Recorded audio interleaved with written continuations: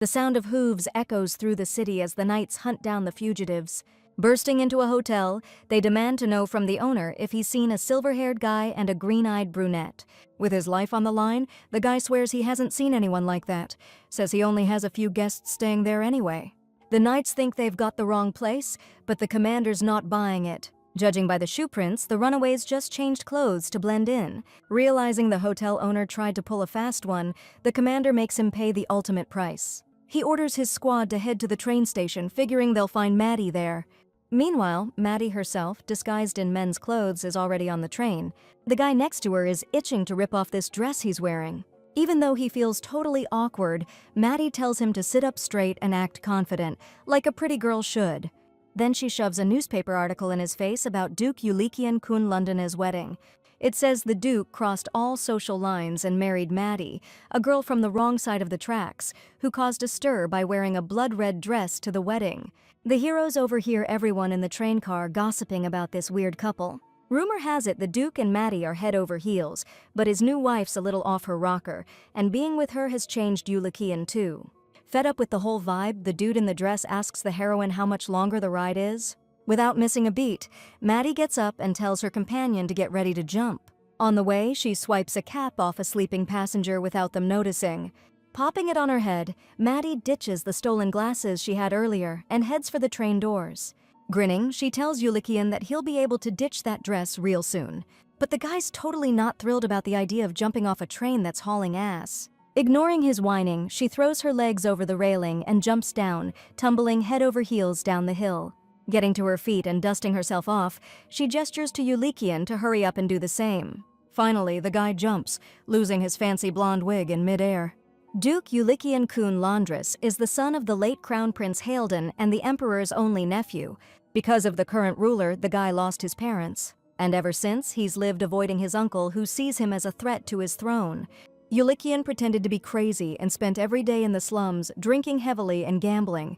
But no matter how hard he tried, the Duke could never really get used to these awful places. On one of these outings, the Duke first met Maddie, who breezed into the dive without a care and, ordering a beer, headed for the card table. In response to his buddy's questions, the girl said that she had spent the previous night in jail again, where she ended up after a drunken escapade. Maddie shut down their accusations that she'd been caught stealing, saying she'd never be that sloppy. Then she pulled a wad of cash from her belt to place a bet. That's when she looked up and saw Julian for the first time, and Maddie was surprised to see a guy like him at the gambling table. She asked what he was doing there, but the Duke didn't want to deal with this loudmouth and refused to play anymore. Maddie was bummed the newbie she could have cleaned out was leaving so soon, and she told him to stick around and leave her a little something. The guy walked away without looking back, and then the girl chased after him, not even caring that she'd already been dealt cards. Once outside, Julian stood still for a moment, gazing at the moon. When Maddie came out after him, he said, still not turning around, that he wasn't in the mood to hand over his money to her. The girl replied that a man of his standing shouldn't be so rude, but Julian just called her crazy. The moment he turned around to look at this two-bit hustler, he saw a dude with an axe behind her. The stranger raised his weapon to strike, but missed as Maddie managed to turn and jump back just in time. The guy claimed he was Josh from the hardware store and demanded she give his wife back. Maddie just shrugged, totally confused. But Josh knew this little punk helped his wife run off and demanded to know where she was hiding. The heroine wasn't about to hand over a woman who was always covered in bruises, and coldly told him he wasn't even worth her time. Julian couldn't help but think this girl was nuts, trying to stand up to a guy with an axe. The moment Maddie claimed she could take him down with one finger and he swung his weapon, the Duke knew things were about to get real. But a second later, a shot rang out, and Josh screamed bloody murder that his leg had been shot. And just like that, Julian and Maddie's perfect life began, full of crazy adventures, but he didn't realize it yet. Clutching his leg, Josh yelled that the girl was a dirty cheater. But the heroine, with the most innocent look on her face, said she played fair, 'cause she promised to beat him with one finger. Maddie said holding something so nasty always makes her want to grab a drink. Turning to the Duke, she offered to keep her company somewhere quiet over a shot of something strong. But the dude was standing there clutching his head like he'd lost his mind. Thinking she'd scared him with the loud bang, Maddie reached out to Julian, but he brushed her off and said he wouldn't go anywhere with someone like her. Without missing a beat, Maddie turned to the gawkers gathered around, flashed a fancy brooch, and offered to buy everyone around. Walking through the dirty puddles of a dark alley, Julian was thinking about his past. He remembered his mother, coughing her lungs out, saying that he had to survive no matter what. And even though he'd made it to his 20s, the guy had no clue what to do with his life now. But dying like his parents? That wasn't gonna happen. 3 months after Yulikian's dad went missing, his body suddenly turned up in one of the lakes, and the royal family called it suicide. But there was no reason for it. I mean, Hylden was living the good life with his beautiful family. His mom's death was just as messed up. She caught some weird illness, and when she went to sleep for good, her hands turned blue, just like his dad's when they found him in the lake. Nobody was ever blamed for her death, but Yulikian had his suspicions. Thing is, the kid couldn't exactly name his suspect out loud because it was Lefadet Paragon Londonis himself, the guy who grabbed the throne after Hylden died. After that, it was pretty clear that Yulikian could end up the same way as his parents. Never forgetting his mother's words, from that moment on, the kid started playing crazy. He acted like he couldn't care less about politics and behaved like a total freaking idiot. And that's how his uncle got the throne. Julian was racking his brain, trying to figure out some big move to throw them off his scent. Just then, someone snuck up behind him and threw a sack over the Duke's head. Julian reached for his sword, but caught a massive blow from the side and went down hard. They slipped a noose around his neck and started yanking it tight. Gasping and choking, the Duke was ready to meet his maker. But the attacker suddenly dropped the rope when a girl came running and kicked him square in the face. Maddie made short work of every single one of those thugs. And even when one of the gang managed to grab her arms, she kneed him in the jaw so hard she knocked his teeth out. After that, the heroine broke the guy's nose and tossed him aside like he weighed less than she did. Before the bandit could even think, Maddie was flashing a sharp, shiny blade over him. Right then, Yulikian finally managed to yank the sack off his head. It struck him as weird that some girl from the lower ranks who was after him had a weapon. This stranger's awesome fighting skills made the Duke think the Emperor had sent her. Making sure the guy was okay, Maddie told him to hang tight for a sec. Rummaging through the thug's pockets, she pulled out some pretty hefty wallets. Handing the cash to Yulikian, Maddie said it was the change from his brooch. Spotting the surprise on the guy's face, our girl already started regretting blowing her cover. It was only then the Duke noticed his jacket was missing the brooch. He couldn't believe the girl managed to swipe it right before, when he turned her down for a drink after the Josh thing. Maddie figured if he had played poker with her, she would have cleaned him out so the brooch was small potatoes. Yulikian was starting to think he was losing it, and when the girl reached out to him, he turned away. He glared at the heroine, then got up, ready to head home. As a goodbye, Maddie smiled and suggested they hang out more often, saying he was really attractive and she liked him. Looking at the wallets, Yulikian found his own picture in one and realized this chick had just saved him from some hired guns. Catching up to Maddie, he grabbed her by the elbow and asked if she could spare a couple of minutes to talk. The Duke suddenly realized this girl could be a great way to take the heat off him with the Emperor. The heroine indignantly brushed his hand off, saying that no matter how deserted the place was, he shouldn't act that way. Then, laughing, she added that the Grand Duke seemed a lot bolder than she'd first thought. When he asked how she knew who he was, Maddie replied that it was hard to miss a guy with silver hair and such expensive clothes. Yulikian was more outraged that she dared treat him this way, knowing who he was, but the girl cut him off. Knowing he didn't stop her for nothing, the heroine suggested the Duke follow her. While Yulikian calmly walked down the stairs, Maddie slid down the banister, swinging back and forth. Watching her, the guy wondered if he could trust her just because she'd saved him from those mercenaries. Looking around, he suddenly decided he needed to bolt, because if he got snatched in a place like this, he'd be toast. Just then, Maddie stopped by a door and, laughing, invited the Duke into her office. Once inside, she offered him a seat at the desk and said they should get down to business. According to her, her new client was full of suspicion, which wasn't surprising, considering he's obviously under constant attack. Picking up a pen and paper, Maddie figured he must have already heard her name. Then, smiling, the girl asked what kind of service he wanted to order and if he needed a personal bodyguard. Maddie stated that she could accompany him on clandestine outings and was already moving on to discussing payment, but the Duke cut her off. He wanted to know if the girl was loyal to her country. Thinking about how this client was already getting on her nerves, she replied that a drifter has no country, since her home is wherever she sleeps, and her master is whoever pays. Before agreeing to anything, Yulikian wanted to make sure Maddie wasn't a spy and was strong enough to protect him. The heroine reached under her skirt, and the Duke didn't miss that move. He suddenly realized why the girl needed to wear so many layers of clothing. She was hiding weapons under them. Acting flustered that the Duke was looking under her skirt, Maddie suddenly swung and threw something at him. Turning around, Yulikian sees a huge centipede that the girl pinned to the wall with her knife. Smiling sheepishly, the heroine stated that she couldn't catch such disgusting insects with her bare hands.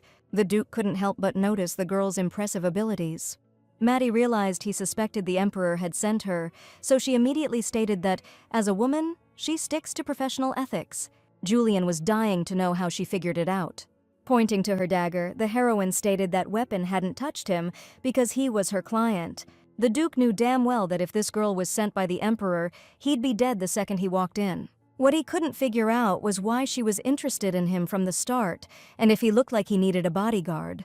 Like she read his mind, Maddie suddenly blurted out it was just because he was so damn handsome. According to the girl, she had a thing for silver hair and pale skin. And if, on top of being unbelievably gorgeous, the Duke also paid well, then she was ready to protect him with everything she had. Maddie said she was excellent at her job and willing to do just about anything depending on the price. Julian said it would be good to get those bodies cleared out of that alley. But the girl suggested he sign a contract and grab a bite to eat first. She said that alley's a ghost town and cleaning up can wait. Like, you don't gotta do the dishes right after dinner, you know? Maddie, for some reason, grabbed a pen and wrote in the contract that her client was a homebody, which really ticked Julian off.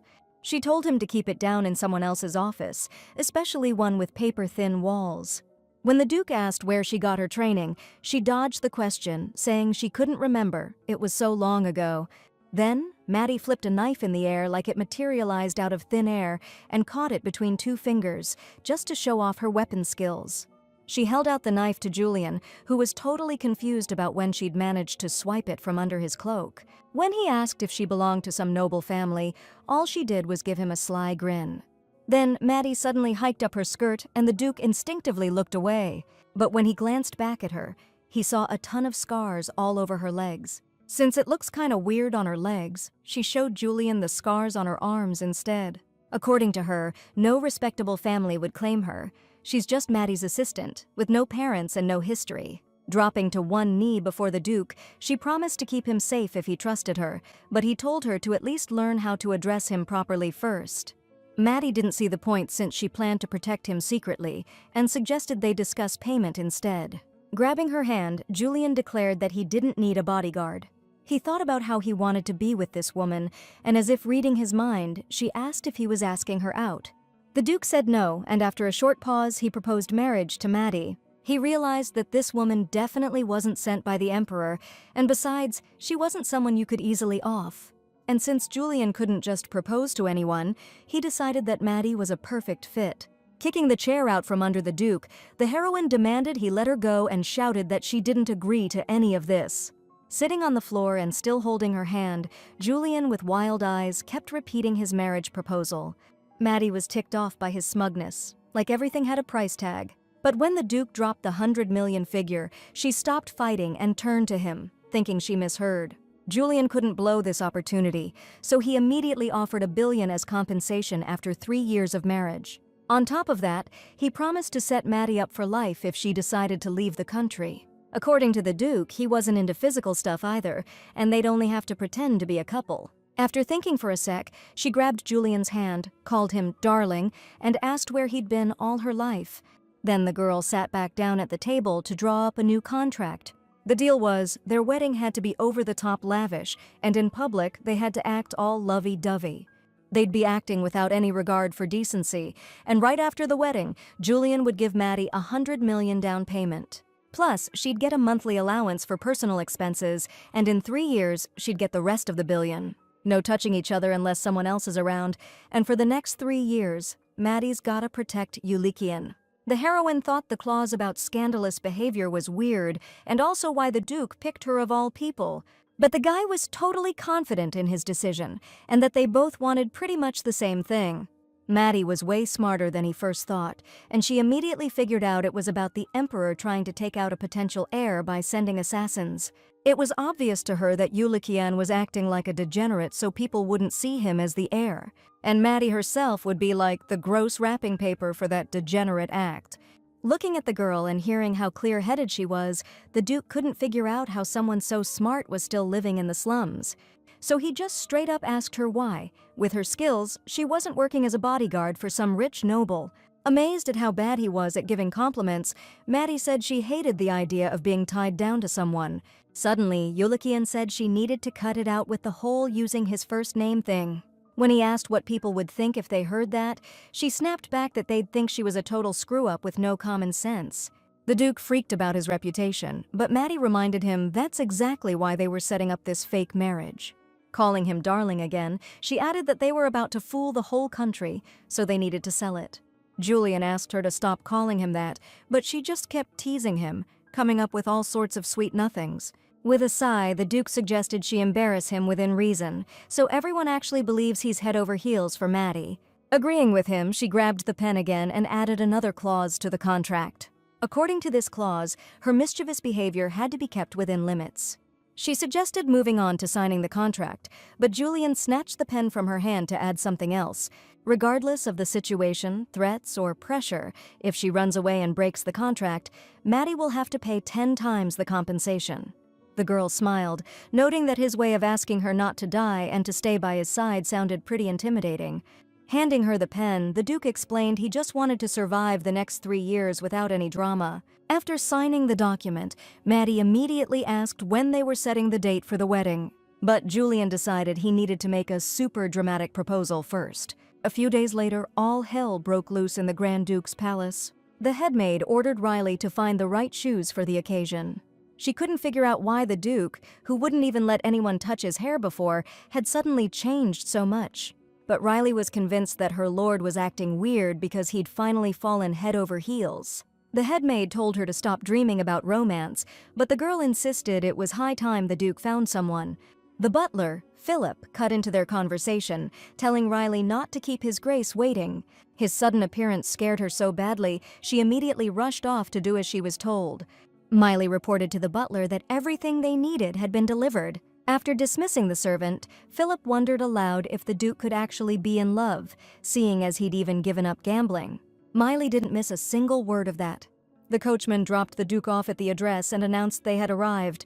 Julian stepped out of the carriage, dressed to the nines and holding a bouquet of flowers. Remembering Maddie's words about fooling the entire country, the Duke turned and, with a happy smile, told the coachman he wouldn't be coming back alone. That had the desired effect on the servant, who was so shocked by his master's words that he froze in astonishment. On the way, the Duke was thinking about how exactly he should start his speech when he met Maddie. First, he'd hand her the flowers and say he'd dreamed of marrying her since the day they met. Maybe it would be better to address his future bride formally, to show how crazy he was about her. Stopping at the corner where they'd agreed to meet Maddie, the Duke scanned the area. Just then, the heroine's voice rang out, asking with a bright laugh why her darling had arrived so early.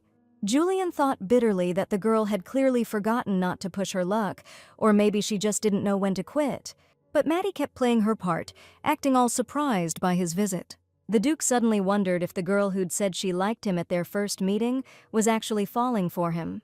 Thrown by the thought, he wordlessly held out the bouquet to her. Snatching them up, the girl gushed that she'd never received such beautiful and fresh flowers before. Looking straight into Julian's eyes, she thanked him for the gift. The Duke suddenly felt his face flush, and his heart started pounding like it was about to burst out of his chest. Catching himself thinking like that, he tried to pull himself together, so at least one of them could stay sane. Leaning in and putting his arm around her, he whispered, asking if she remembered this was all just a game. Hearing that, she blushed at first, but quickly composed herself and smiled. Playfully pushing the Duke away, she asked with a giggle how he could talk about something like that with so many people around. Through gritted teeth, she whispered that Julian needed to get a grip too. Then, looking closely at the Duke, she noticed he'd gone pale and suggested they go somewhere else. She whispered that he needed to end things here, or the Emperor would end them for him. Those words finally snapped Julian back to reality. Determined to put an end to it all, the Duke declared that, even though it wasn't the best place, he couldn't wait any longer. Then, putting his arm around her, he asked Maddie to marry him. Stepping back from him, she apologized and said she must have misheard him. But Julian grabbed her shoulders and asked her to be with him forever, saying he couldn't live without her, that she was all he needed. The onlookers gathered around were so moved by his words they were practically crying. Everyone cheered, congratulating the couple, shouting that Maddie had hit the jackpot. Looking around, the girl suddenly blushed and her expression changed. Unexpectedly, she broke free from Julian's grip and ran away from him with tears in her eyes. That wasn't part of the plan, and the Duke chased after her, worried he wouldn't catch the girl who could take down 2 guys with a single punch. Nevertheless, he managed to catch her, even though he was pretty surprised himself. When Julian asked why she ran, Maddie suddenly replied that she didn't want to get married. The Duke hadn't expected that twist at all. It hit him like a bolt of lightning. The man grabbed the heroine by the shoulders and started shaking her, hoping to get an answer as to why she was turning him down. With tears in her eyes, Maddie said people would think she was only after him because he's a Grand Duke. She said she never meant for things to go this far, like marriage far. Sobbing, she asked Julian why he was trying so hard to make her happy when he already gave her too much. Since none of this was in the script, the Duke was totally lost, not knowing how to handle the situation. Right then, Maddie chucked his watch, ring, and earrings at him, saying he should take back everything that reminded her of him. Holding all the jewelry, the Duke was wondering when she even managed to swipe all this stuff. He whispered, begging her to stop, but Maddie wasn't about to back down. She started punching the Duke, begging him to just stay a good memory, because if they got married, they'd be ridiculed by the aristocrats, and then he'd dump her. She was hitting him so hard that at one point Julian thought she was trying to off him.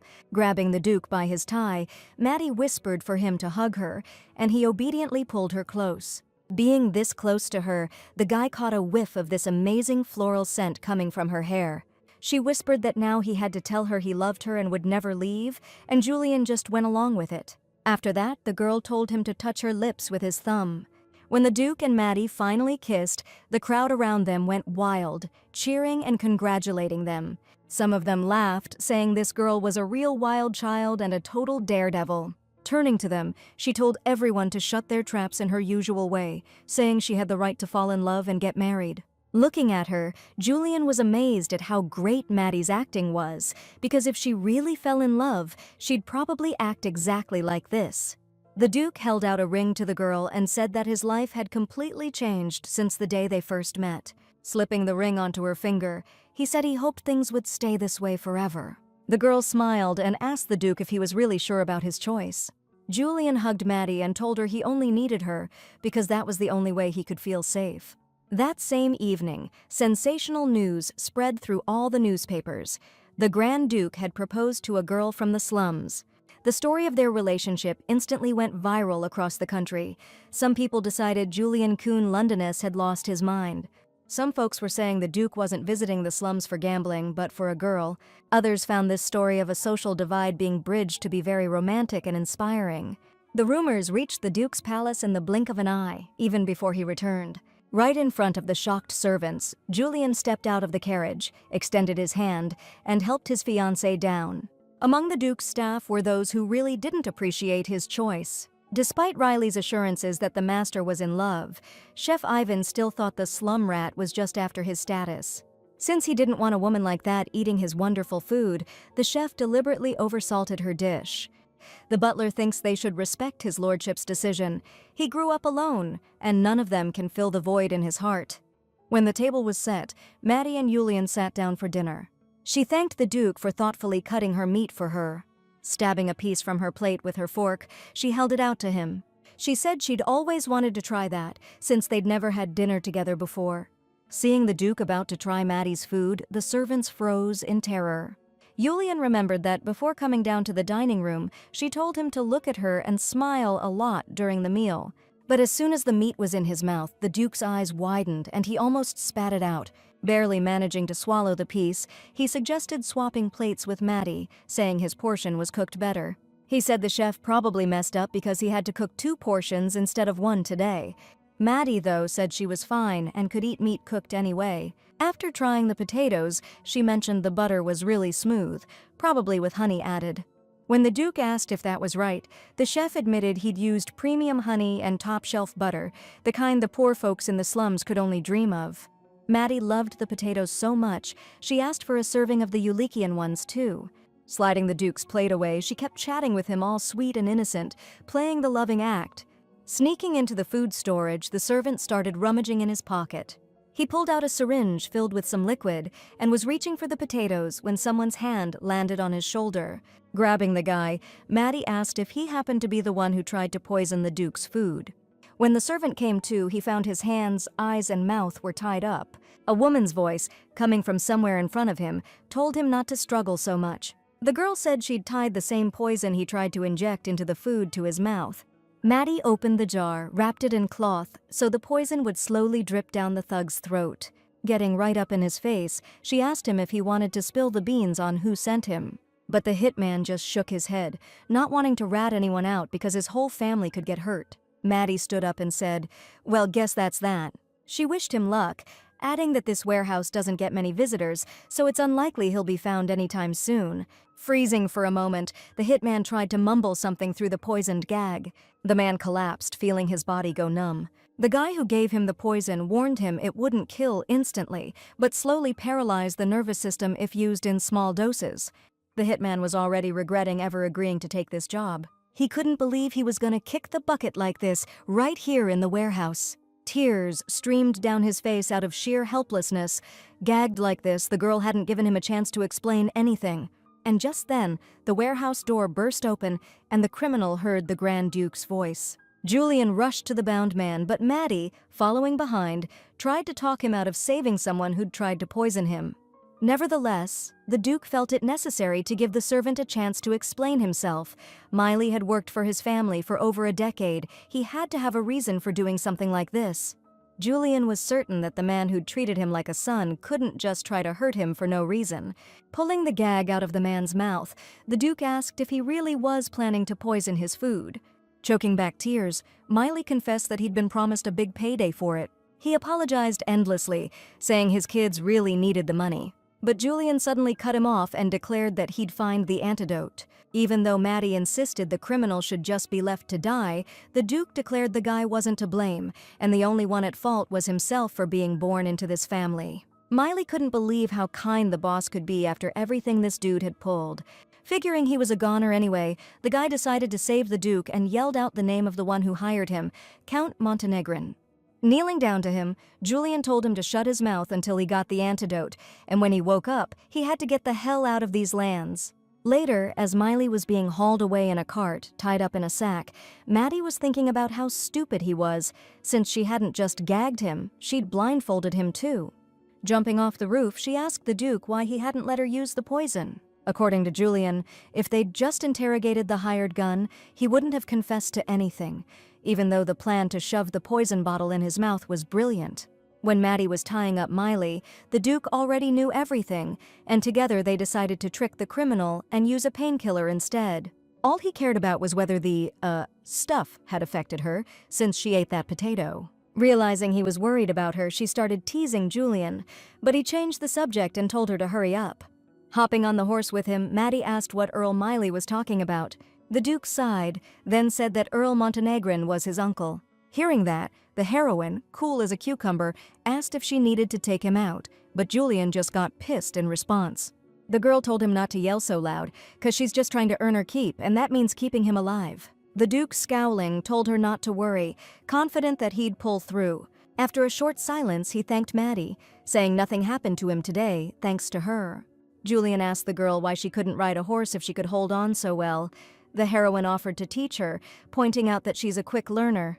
Then Maddie asked the Duke why he didn't have a personal bodyguard. He said when he was a kid, he had guards, but a lot of them got killed, and the rest just bailed. Since then, anyone Julian offers the job to turns him down. Looking at her, the Duke figured this one, like all the others, wouldn't last 3 months, let alone 3 years. But Maddie, like she was reading his mind, turned around and said with a smile that she'd probably be the first one who didn't bolt. Smirking, Julian replied that maybe she was right. If she didn't, kick the bucket. But the heroine just told him, again, not to sweat it, since dying was definitely not on her to-do list. Her crazy optimism and pep had the Duke thinking, not for the first time, that he was starting to lose it too. Or maybe he was just getting sucked into her vibe. When they got to the castle, Julian helped Maddie down from her horse before the servants could even rush over. Everyone just froze, watching the two of them head into the estate, smiling at each other and holding hands. In the hallway, the girl wished the Duke a good night's sleep after such a rough adventure. But he suddenly dropped his head and got lost in thought about something. Then, out of nowhere, Julian grabs Maddie's hand, pulls her close, and suggests she spend the night in his room. A blush crept onto the Duke's cheeks as he led her along, saying they'd be sleeping together anyway once they were married. Stepping into the room, Julian's expression suddenly shifted. He held out his palm to her and demanded the return of the signet ring she'd swiped from him. Rummaging through the many layers of her skirt, Maddie wondered how he'd even noticed it was gone. The Duke ordered her to hand over everything she'd pilfered, because if the servants noticed anything missing, she'd be the first suspect. According to him, if she got kicked out of the estate as a thief, she could kiss her billion goodbye. Announcing she understood perfectly, Maddie shook her skirt, and a cascade of items spilled out, from coins to silverware. The Duke couldn't wrap his head around how she managed to steal so much in a single day. Grinning, the heroine also handed Julian one of the copies of their contract. At first, the guy didn't get why she was handing hers over, but he figured out pretty quick that the girl had lifted his copy. Maddie told him next time, "Don't keep important documents in your shirt unless you want to lose them." According to her, Julian's chest is so broad and appealing, everyone's gonna want to get their hands on it. Clearly embarrassed, the Duke told her to knock it off and promised she wouldn't steal everything in sight anymore. In her opinion, she's got to give up a lot for this billion. But the Duke insisted that not following these rules made the contract pointless, so Maddie had to agree. Secondly, she had to promise she wouldn't go around, losing her temper. Even though she protested, asking what she should do if she was attacked and her life was in danger, Julian wouldn't budge. The Duke's last condition was that she wouldn't run away from him. For a second she froze, but then smirked and said, "Oh, that's real romantic." Turns out the Duke ratted her out to the guards about those guys Maddie offed in the alley. Now they're hunting for witnesses in the perp. But she reminded him that Julian promised he'd take care of it himself. According to the Duke, this is his way of taking care of it. This way he can always throw her in the slammer. She couldn't wrap her head around how he could say that after she saved his bacon. But all Julian could think about were his mother's last words, the promise he made to her to survive no matter what. The guy just said she needs to stick around and that's the only way she gets paid and he stays breathing. He kept droning on about their mutually beneficial arrangement, but Maddie had already tuned him out and was heading for the bed. The Duke's jaw dropped when he saw her start untying the corset on her dress. When he asked what she was doing, Maddie just grinned and reminded him that he's the one who brought her to his bedroom late at night. Reaching for Julian, the girl declared that now they had to do what logically followed. The Duke replied that he didn't bring her here for that, and it was even stipulated in their contract. However, Maddie didn't understand why he was suddenly getting so worked up. According to her, he'd snatched her from the slums like a love-struck fool, publicly announced it to everyone, and now brought her to his bedroom in the middle of the night. But Julian stated that he doesn't sleep with women he has no feelings for, and she shouldn't be doing stuff like that either. The heroine sighed and replied that they didn't actually have to go all the way, they just needed to fake it. Approaching the bed, the girl offered the Duke her, assistance in making things look convincing. Exhausted, Maddie flopped onto the bed, trying to make sure her sweat soaked into the sheets real good. To the Duke's question of whether they really needed to go this far, the girl replied that the servants notice these things quickly. According to her, otherwise, he'll either have no one to pay the billion to, or he'll just end up pushing up daisies. Without another word, Julian, convinced by her argument, started getting busy with Maddie in the bed. In that moment, he figured even if the whole world wanted him dead, this girl would protect him, even if it was just for the cash. Either way seemed like a pretty good deal to him. Turning to Maddie, Julian suddenly said she couldn't leave him, even if someone offered her double. She replied that there were some real lowlifes out there who might do that, but she wasn't one of them. After all, she was a woman who always stuck to her professional code. When the Duke asked if she'd leave if offered 5 times the amount, Maddie still said no. Said that blue-eyed guys with silver hair were totally her type, so his life was worth more than $5 billion. Julian promised to give her as much spending money as she needed every month. Then he asked if she'd run if someone offered her 10 times as much. Seeing the girl's interest, the Duke was already getting ticked off, but Maddie laughed and said she was just messing with him. After getting him settled on the pillow, she told Julian to get some rest since he hadn't slept at all that night. The guy asked one more time if she'd stay with him even if someone offered her 10 billion. Blowing out the candle, the girl answered that she wouldn't leave for anything, because even if she had to fib before, things were totally different now. Bopping the Duke on the forehead, she added that he shouldn't make that face. But Julian couldn't shake the question of why Maddie always mentioned his face. Did he look like her first love or something? Blowing out the last candle, the girl replied that he was her first love. She said he'd been through a lot, but now she was there, and if some jerk ever showed up, she'd take care of it in a heartbeat. The next morning at breakfast, Julian happily thought about how their night of vigorous activity hadn't been for nothing. On the way to the dining hall, he overheard the maids whispering about it, and he was even more convinced that he had one hell of a con artist by his side. Suddenly, Maddie cut through his thoughts, holding out an urgent telegram she'd already opened. But the Duke wasn't about to discuss something like that over breakfast. He thought it was bad form. In response, the girl calmly suggested throwing the note away, and hearing that, Julian snatched it from Maddie's hands. She reminded him about manners, but the Duke told her to be quiet because the telegram was from his uncle.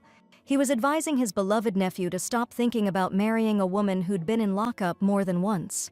According to him, the late Prince Halden wouldn't have approved of his son's choice, so he'd be visiting the duchy tomorrow at noon to discuss everything in person. Glancing at his watch, Julian told Maddie to hurry up so they'd have time to buy some suitable dresses. But she didn't understand why she needed to impress a guy who tried to, shall we say, remove her fiancé from the picture. According to the Duke, to get married, they needed the consent of at least 3 family heads. To do that, they gotta make a good impression. At least at this stage. Without a second thought, Maddie jumped up from the table, ready to go clean out her lover's wallet right then and there. On the way, Yulikian reminded her that she shouldn't steal, and he'd buy her anything she wanted. She asked why he was so worried about her getting kicked out, like he was actually falling for her. And in response to him saying he could never love someone like her, Maddie told him not to be so sure, because feelings can be totally unpredictable. Catching up to her, Yulikian declared that she shouldn't even think about feelings. But Maddie, smiling, assured the Duke he didn't need to worry about it, because not in this life, or even the next, was she planning on falling for anyone. Turning away, she headed towards the carriage with determination. Yulikian started after her, but the butler, rushing out, stopped him. Catching his breath, he advised the Duke to stay at the estate, because something really important had happened. Glancing at Maddie, he wondered if it had something to do with her. He had a flash of regret, thinking they should have gotten rid of those bodies right away. After ordering a maid to go with Maddie, Julian headed to the heroine, supposedly to say goodbye. Once Philip left, he told the girl to listen to him carefully. Slouching in her seat, Maddie said she remembered the deal. No stealing, no ahem, and no running off. Giving her a hard look, the Duke told her to try not to cause any trouble, do her shopping, and come straight back. She needs to keep a low profile, since their alliance is already under a microscope because of where she comes from and how she acts. Cutting Julian off, Maddie told him to stop nagging and said she got it. Just then, the butler brought the maid, Riley, over to the carriage. The Duke, looking a little embarrassed, said he was trusting her with his fiancé. Without a word, the maid got into the carriage, promising her lord she'd be back soon. Once alone with Philip, Julian asked him what was going on. In response, the butler handed him a letter from His Imperial Majesty. Taking the envelope, the Duke silently begged Maddie to return as soon as possible. Sitting across from the heroine and studying her intently, Riley thought about how this woman was trying to get her claws into their master. The girl resolved to do whatever it took to make that gold digger run crying from the duchy. But you couldn't tell what Riley was thinking from her face. She was chatting with Maddie like nothing was wrong. The heroine was blown away by the incredible expanses of the Duke's estate and didn't hide her delight. Noticing the tension on the maid's face, Maddie told her she didn't have to be so formal with her. She advised Riley to talk however she felt comfortable, adding that she preferred it that way herself. But the girl replied that once the lady married the Duke and became the mistress of the house, that kind of familiarity would be out of the question. The heroine laughed, telling Riley not to sweat the stuff that hasn't even happened yet. A little flustered, the maid asked Maddie if she was marrying the master because she loved him. The girl said yes, making sure to point out that she and Yulikian were definitely from different worlds. And if his family's against the marriage, the Duke, being so kind and naive, might not be able to stand up to them, so she's trying to enjoy every day while she can. Riley started thinking she'd misjudged Maddie and asked her why she was being so down, since the master might be head over heels and not planning on giving up. But the girl replied that getting married isn't as easy as it looks. And until she and Yulikian are standing at the altar, they can't be sure of anything. According to Maddie, if Riley had run into her on the street, she wouldn't have even given her the time of day. Noticing the maid was super tense, the heroine covered her hands with her own. Then, with a smile, she asked if Riley would help her pick out some clothes, since it was her first time shopping with someone. The maid asked Maddie if she didn't have any family or loved ones. When she got a no, she started feeling sorry for the girl. For some reason, Riley thought that even though Maddie wasn't educated, she seemed like a decent person. She told the girl not to worry and promised to find her some killer outfits because she'd given her word to the Grand Duke. Maddie smiled and said that even if she got kicked out of the mansion today, shopping with Riley would still be a happy memory. Holding out her hand, Riley told the maid to just call her by her first name. Right then, Riley thought about how everyone called this woman a sly fox who'd seduced the Grand Duke. But to her, Maddie was just an innocent girl who deserved some sympathy. So, shaking her hand, the maid decided she'd be genuinely nice to her. Maddie was super pleased with herself because she knew she'd charmed the girl and gotten her on her side. The heroine had calculated every move perfectly, not about to give up so easily and be kicked out of the Duke's estate. She was determined to stay at all costs, even if it meant pushing the Earl to the absolute limit. Meanwhile, Earl Montenegro himself arrived at the duchy to talk with his nephew. Sitting down on the sofa, he immediately got down to business and asked Julian who gave him the right to make such a ridiculous decision. When asked where the woman was, the Duke replied that she was preparing to meet him and would be there shortly. Montenegro angrily stated that the Grand Duke shouldn't be wearing cheap clothes, as it could affect his standing. And if Julian can't make the right choice himself, then he should just sit tight and his uncle will take care of everything for him. The Duke replied that there was no need for that because he was already in love. However, the Earl insisted that love alone can't feed a man, and it's all just youthful foolishness. Just as Montenegro started yelling, trying to convince his nephew, someone's hand landed on his shoulder. Leaning right in close to the guy's ear, she yelled her greeting and name as loud as she possibly could. When the Count told Maddie to cut it out, she apologized, saying she thought her uncle might be hard of hearing since he was talking so loud to his nephew. Seeing her, Yulikian froze, completely stunned by her appearance. She was wearing this gorgeous emerald dress, and the matching jewelry totally popped with her green eyes. The smitten Duke couldn't help himself and told Maddie how beautiful she looked. Pulling her close, he whispered that he'd been worried about how it would all turn out, but the result blew him away. She asked Yulikian to make sure to reward Riley later. She'd done an amazing job picking out her outfits. The Duke asked Maddie to sit down, and she happily accepted his invitation, lowering her head a little. Meanwhile, the Count was grinding his teeth, absolutely furious. He couldn't understand how his nephew could compliment that little nobody after she'd just yelled in his ear like that. Montenegro figured that despite Maddie's cute face, all it would take is a little scare to send her running.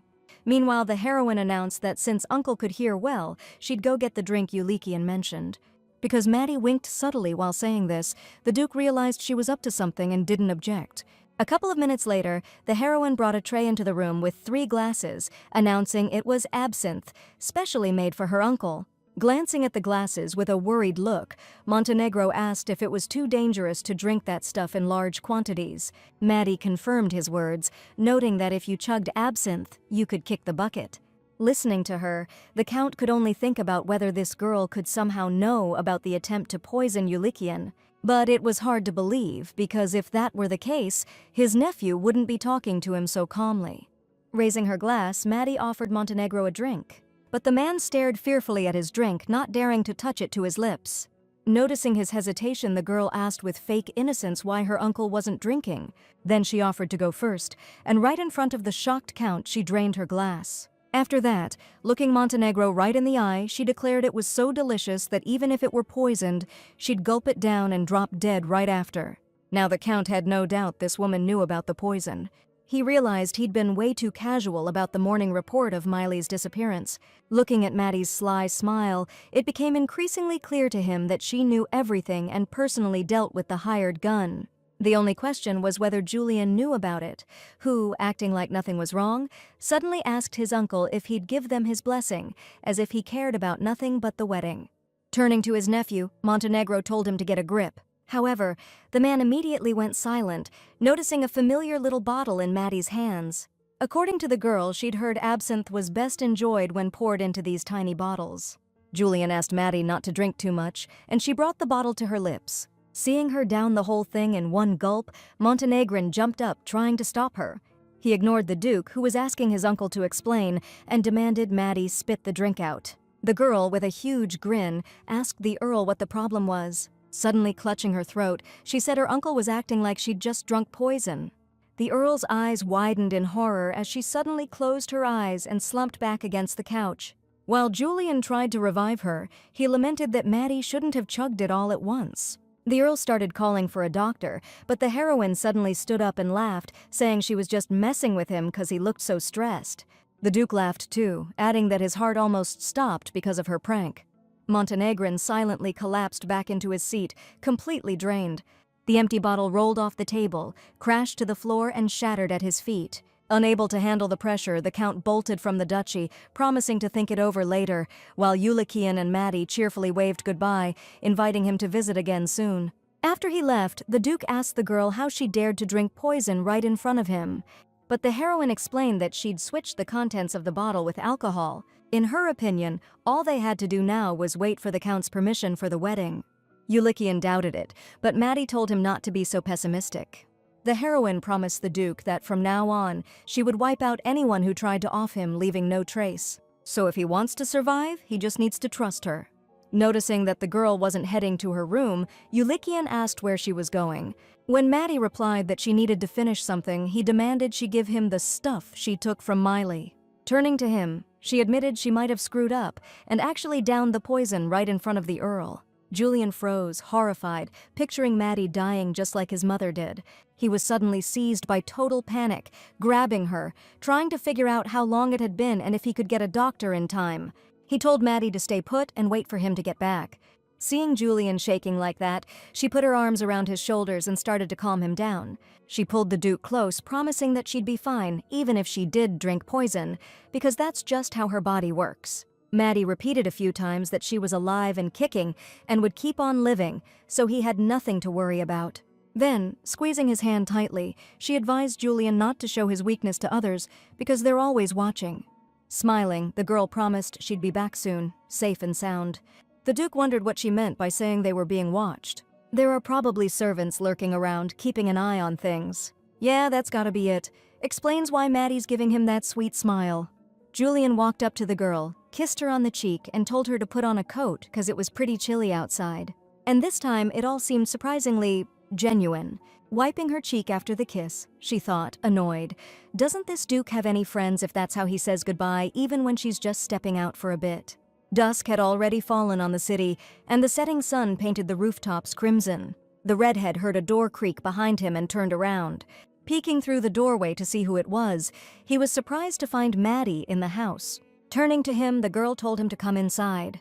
When he asked why she hadn't warned him, she said she was being watched, and if they found out about him, there'd be trouble. She figured laying low would only make things look worse, so she wanted her pursuers to think they were in control. The guy read in the papers that Maddie was engaged to Eulochian Kuhn Londres. Thinking she was going to double-cross the Grand Duke, he asked if she was ready to spend the rest of her life in hiding. It just hit her that she hadn't had a chance to tell her buddy everything yet. The smiling redhead's name was Knox. 7 years ago, Maddie met a skinny, 15-year-old refugee on the street. He was trying to pickpocket some dude, and she caught him red-handed, but Knox knew she was a pickpocket herself and got all indignant. Maddie explained that you could tell the guy was broke and had been saving up to buy his daughter a birthday present. The guy stuck to his guns, saying he didn't give a damn about any of that. She was amused by how much Knox loved to run his mouth. Then she explained that stealing was okay, but only from the rich, 'cause they could lose a wallet and just buy a new one without even blinking. From then on, Maddie took the guy under her wing, taught him all the tricks of the con and thieving game, and they started doing it together. Knox wanted to know if she was planning on robbing the Duke solo or if she had a partner in crime. Out of everyone Maddie knew, this dude had the sharpest mind and the fastest hands. Knox jumped up and started shaking her by the shoulders, trying to convince her he wanted in on it too. But this time was different, so she told him to sit down and shut his yap. Now she had to not only protect, but also get her hands dirty, and that's not something she wanted to teach Nox. The more people who knew her secret, the bigger the risk, so she said she was really just getting married. This news totally floored the guy, because Maddie had had dumb suitors before, but this time she wasn't planning on scamming the groom and ditching the wedding with the cash. He couldn't wrap his head around it, and he kept asking her why she was doing it. Maddie said the Duke just loves her, even knowing the real her. According to her, Julian knows enough about her to realize she's not exactly a ray of sunshine, and still wants to marry her. Clutching his head, Nox said his friend was giving herself too much credit, 'cause she wasn't just unpleasant, she was straight up unbearable. The guy admitted that when he heard about the engagement, he honestly thought it was just another one of Maddie's scams, so he dug up some dirt. Julian is the Crown Prince's only son, and the only one who carries the name Kun, which is only passed down to the firstborn heir. The throne was originally supposed to be his, but after his parents died, the crown went to his uncle, Laphadite Paragon. Since then, Julian's been hanging around the slums a lot, but there aren't any other rumors about him. No women, no secret kids, nothing. According to Nox, the Duke's just a good-hearted sap, and Maddie shouldn't marry that poor chump. Hearing those words, the heroine kicked the chair out from under the guy, and he hit the floor. But Nox kept insisting that Maddie, the low-down so-and-so, was gonna ruin that simpleton's life. Grabbing a bottle of wine off the shelf, she told the guy to cut the chatter, 'cause she was still going through with the marriage. Taking a swig straight from the bottle, she ordered Nox to dig up everything he could on Count Montenegrin, his wife, and kids. When he asked who that was, Maddie said he was her fiancé's uncle. To his surprise, she explained that Montenegrin was a real piece of work who dared to mess with the Duke. And since the Count had the nerve to come after what belonged to Maddie, he was gonna pay the price. She was dead set on taking Montenegrin for everything he had, since he was a threat to her fortune. Noticing Maddie looked like she was about to off someone, Nox subtly decided to hide the bottle from her. Shocked to see she'd chugged half the bottle without even getting tipsy, the guy asked what exactly she was planning, so he knew which way to go. Before making any moves, Maddie wanted to gather intel first. She hadn't decided what to do next yet. Maybe teach him a lesson, or bleed him dry, or make it all disappear without a trace. Either way, she needed time to think. Nox was worried she was backsliding, but Maddie insisted she wasn't gonna off the Count. When asked why, she blushed and said the Duke asked her not to kill people unless she absolutely had to. Nox immediately showed how much he hated that kind of sappy excuse. Maddie told him to cut the crap and remember once and for all that the Duke proposed, and she said yes because she liked him. As for Count Montenegrin, it seemed like he'd be a constant pain in the neck, preventing her from climbing the social ladder. Saying goodbye and pulling her hood back up, Maddie said she was counting on Nox. He promised to do everything he could and wished her happiness and love with the Duke. Left alone, the guy wondered if Maddie had really fallen in love all of a sudden. Though she said it with so much conviction, it almost sounded like the real deal. Nox had only 3 days to dig up dirt on Montenegrini, his wife, and kids. Time was ticking, he needed to move fast, so without wasting a second, he felt around for the hidden door in the wall and popped it open. That evening, standing by the fireplace, the Duke was reading a letter from the Emperor, one that the butler said required an urgent reply. In the letter, Laphadite declared that he himself would choose a wife for Julian, acting on behalf of his late father. This wording, coming from the guy who offed his father, struck the Duke as almost laughable. Then he clenched the letter in his fist, his anger rising. If the Emperor really intended to decide everything for Julian, he wouldn't even have bothered to inform him. Laphadite just wanted to see him crack. Crumpling the letter, the Duke tossed it into the fireplace. He could hear his mother's raspy, dying cough again in his ears. As a little boy, Julian would cover his ears to block it out. And now he's clutching his head again, trying to shake off that nagging sound. Julian was so tired and just wanted it all to end. He was just trying to survive, like his mother told him, but his life was at someone else's mercy. All he wanted was for it to finally be quiet, but the Duke's body was shaking so bad he couldn't even hold on to the inkwell. The thought that he couldn't avenge his parents' deaths was driving Julian absolutely nuts. Suddenly, Maddie's voice rang out, asking what kind of mess he'd made, and adding that she didn't like husbands with a temper. The girl could tell right away from the Duke's face that he was upset, so with a smile she asked what had happened while she was gone. Julian replied that he wasn't in the mood to share right now, and asked her to leave, putting the conversation off until tomorrow.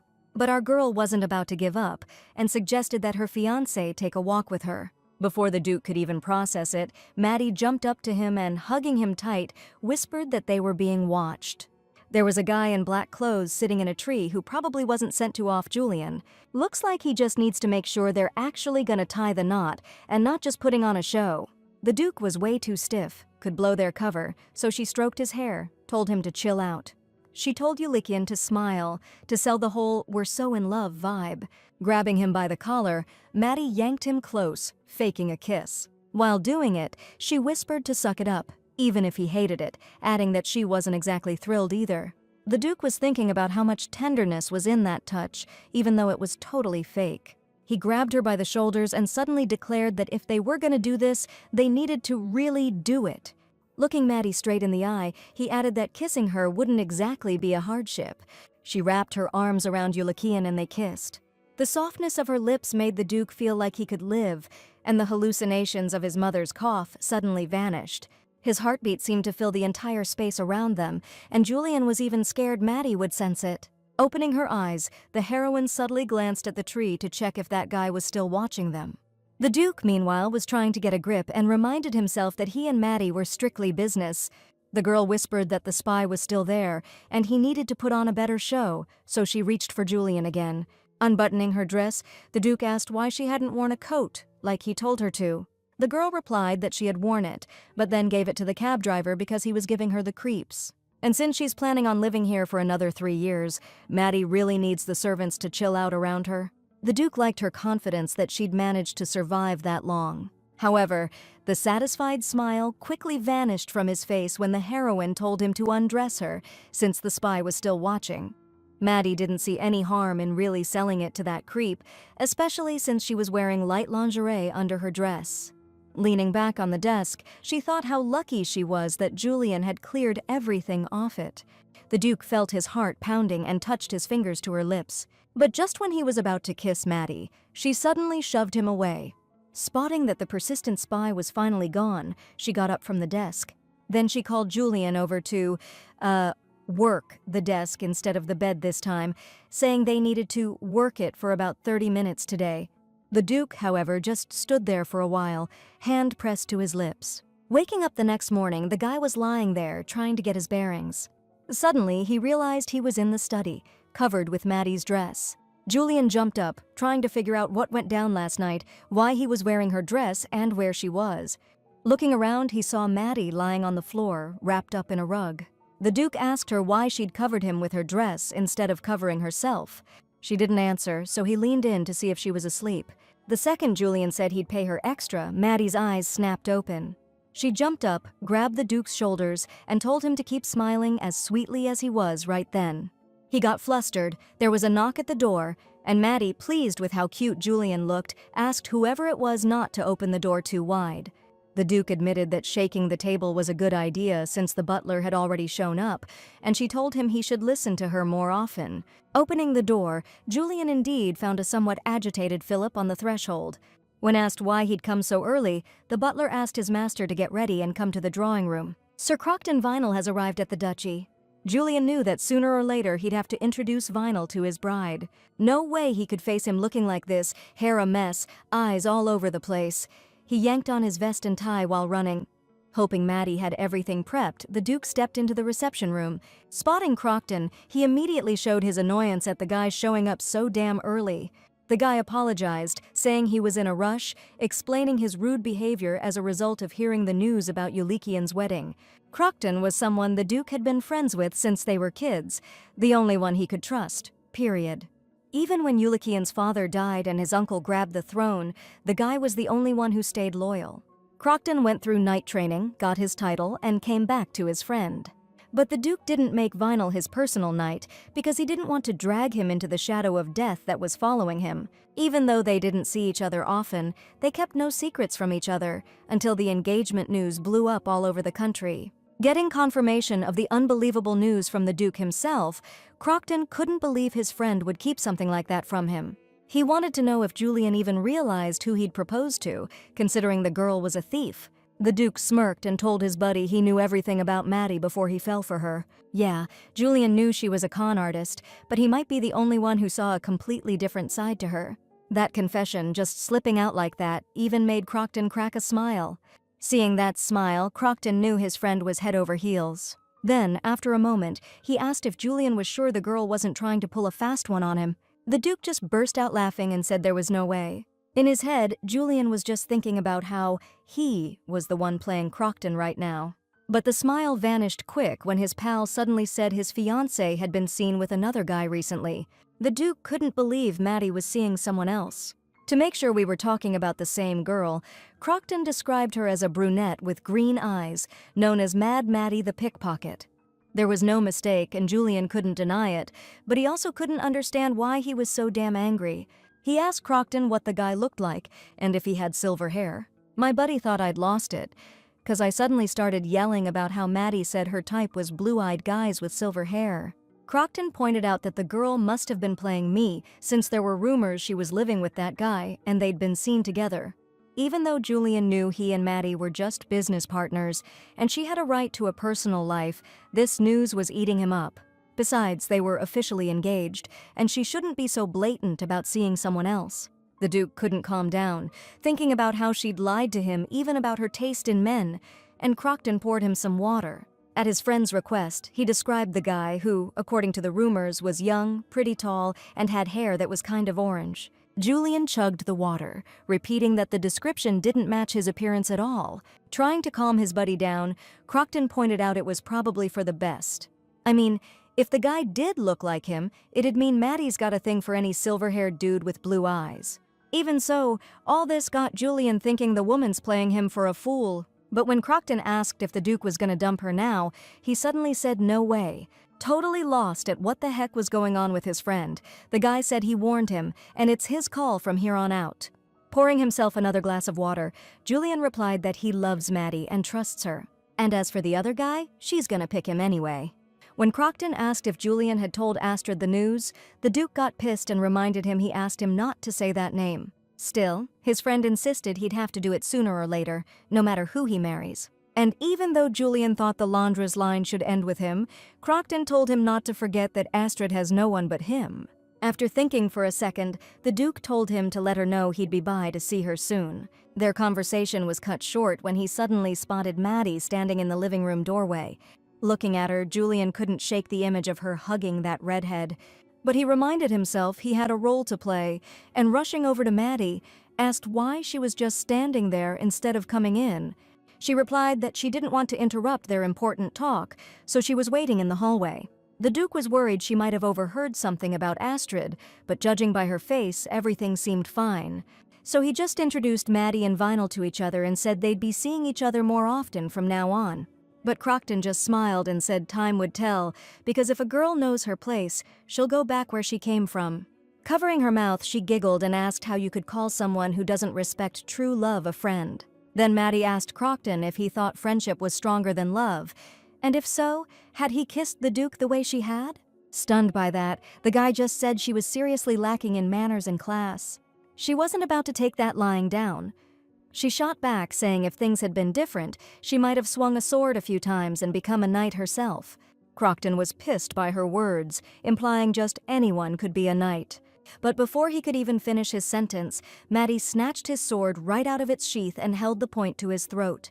Grinning, she added that, in her opinion, all it really took was being good with a weapon. Julian asked Maddie to put the sword down, but she huffed, saying Crocton started it. Apologizing to his friend, the Duke told the girl to give him the sword and follow him. Left alone in the room, Crocton was racking his brain, trying to figure out how Maddie had managed to swipe his sword without him even feeling it. This woman's gotta be more than just a pickpocket. And if Julian hired her as a bodyguard, this whole thing is in serious jeopardy. As much as Crocton hates to do it, he can't let that happen. The Duke would honestly be better off just falling in love. Meanwhile, Julian silently led Maddie through the garden. Shaking off his hand, she declared they were alone, and he could talk freely now. Turning to her, Julian asked angrily why she'd acted that way, since Crocton was his closest and most loyal friend. In response, she just smirked, pointing out that friends don't break into each other's houses with swords drawn. Even though the Duke reminded Maddie that Crocton was a knight, she told him not to be so naive. What kind of knight skips morning training to come here and brings a sword but doesn't wear his uniform? Julian stood firm, though, saying not everyone in this world lives a lie like she does. Initially taken aback, the girl then replied that it stung to hear that, and smiled. But Julian's right, her life is full of lies, but at least she's honest about admitting it. Maddie was about to leave, but the Duke stopped her. He glared at her, telling her to get her act together. She's gonna be a duchess in 3 years, and if our secret gets out, we're toast. Julian added that he doesn't care if she's got guys on the side, just don't get caught, got it? Since Maddie looked like she had no clue what he was talking about, the Duke revealed he knew about the redhead. Blushing and giggling, she started playfully punching Julian's shoulder, calling him a moron. Saying he's only got romance on the brain, the girl, still laughing, took off running. Reaching the stable hand, she grabbed a horse, hopped on like a natural, and galloped out of the garden. Julian just stood there, dumbfounded, watching her. Turns out she actually knew how to ride. Even though she didn't tell him where she was going, Maddie was dead set on dealing with whoever was spreading rumors about her. That guy who stalked her back then was the only one she'd ever let get away with following her. Nobody from the slums would ever call her and Knox lovers, no way. Which meant Crocton either twisted the intel or he straight up sent that spy after Maddie himself. Either way, Vinyl was definitely her prime suspect. After handing off the horse to her old contact and tossing him a gold coin, Maddie told him to make damn sure those rumors reached the Duke's castle. Pushing open the familiar door, the girl replayed Eulikian's words about Astrid in her mind. Stepping inside, she tied back her hair, determined to start uncovering some of the Duke and his little buddy's secrets. 2 days later, Maddie was able to confirm her suspicions. She tailed Crocton, and it turned out he wasn't just a knight, but one of the Imperial Guard, and he skipped training all the time. He got 3 bottles of milk on weekdays, but only 2 on weekends. All that meant someone high up was covering for Crocton, letting him ditch training, and he ate dinner out on weekends. On the way, he'd switch from a carriage to a horse to cover his tracks. Maddie, playing the part of a wandering fortune teller, found out where Vinyl was headed. Her new friends told her that house doesn't give out charity. A single mom and her kid live there, and she's already struggling. Our girl knew Crocton was holding back, sure, but she definitely didn't expect to hear about a woman and a child. Astrid's a fancy name, and if she's the last of the Londonesses, that means she's one of them. Maybe she's illegitimate, and Maddie didn't get why Eulikian would hide that from her, especially after telling her about the Emperor's hunt. To keep the Duke alive, she needed to know everything about him, especially if Astrid was his weak spot. First things first, Maddie had to make sure the woman she suspected was actually living in that house. Meanwhile, back at the Duke's mansion, the servants were gossiping about where his bride-to-be could have run off to. Riley mentioned how the Duke asked if anything was missing this morning, which really ticked her off. She was sure Maddie wouldn't steal anything. Back at the boutique, Riley found out the future Duchess was only planning on buying 1 dress. The maid insisted Maddie would need a ton of outfits for all the visits and parties. Then the girl laughed and confessed she'd never actually bought new clothes before. Riley figured any other person in Maddie's shoes would have cleaned out the store, and she couldn't believe the Duke would think otherwise, so she was bummed out about him. Another maid told Riley to watch her mouth when talking about the master, especially since Maddie vanished without a word. The stable hand pointed out that, sharp tongue or not, that girl seemed like a good egg. The guy told a story about how Maddie asked him to take her to the bad part of town. Spotting the dandelion bracelet on his wrist, she immediately guessed he had a daughter. Then, out of nowhere, Maddie took off her fur coat and asked him to accept it as a gift for his kid. When he asked why she was doing that, she said, "Everyone goes through tough times and we gotta help each other out." And when she was little, she wanted to wear pretty clothes too. Smiling, the girl told the coachman to stop giving her the stink eye and suggested they be friends. The guy figured that even if Maddie wasn't raised in the best way, she had a good heart, and Riley backed him up on that. Listening to them, the head chef said they were both totally played by that girl. He couldn't believe they were taking the side of someone who's got the Duke so messed up he hasn't eaten or slept in 3 days. Still, Riley kept saying that Maddie wasn't the type to just bail without a word. The chef was sure she was just out having a good time in the slums with some other dude, but the maid refused to believe it. While they were arguing, the coachman, standing by the window, turned around and looked out into the courtyard. And then he saw Maddie walking into the castle along the path lit by the moonlight. Julian was sitting in his study, clutching his head. He just couldn't wrap his head around why she hadn't let him know where she was for 3 whole days. The Duke kept replaying Maddie's face when he accused her of lying, and he thought maybe he really hurt her back then. Maybe she just bolted at the first sign of trouble, or got pissed when he told her to stop seeing other guys, even though it wasn't in the deal. Julian slammed his fist on the table, furious that Maddie couldn't just do it on the down low. The thought of who she loved so much that she'd ditch $1 billion for him was eating him alive. Suddenly, there was a knock at the door, and they announced that Maddie was back. The Duke jumped up, and then the butler said that she wasn't looking too good. Julian felt his whole body tense up at the thought of something happening to Maddie. But when he saw she was okay, he immediately started grilling her about ditching him without a word and disappearing for 3 days. He grabbed her by the shoulders, demanding to know why she was covered in dirt and if she'd been sneaking around with someone. Maddie told him to come inside so they could talk, but Julian was acting like a total psycho, kept pushing to know who the guy was she'd been with all that time. The Duke knew he needed to chill, but he just couldn't shut his mouth. Right in front of the staff, he started yelling about how he promised Maddie absolutely everything. He kept bringing up her promise to always be there for him. Taking Julian's hand, the heroine calmly said that she was back. Looking at him with eyes full of love, she asked him to really look at her and realize she was standing right there. Even though he knew deep down it was all an act, Julian still felt a pang in his chest when he saw that look. He abruptly turned away from Maddie and headed up the stairs. As a final word, he told her to give him a heads up if she ever decided to leave, even if it was for good. But the heroine replied that from now on, she would always be by his Grace's side. Looking at her, Julian reminded himself yet again that it was all a big lie. Saying she could do whatever she wanted, he turned and headed for his study. Riley had never heard the Duke raise his voice like that before and asked Maddie if she was all right.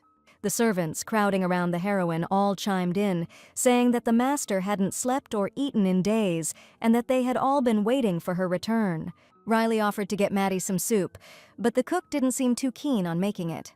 She and the maid started bickering again, just like they had in the kitchen the other day.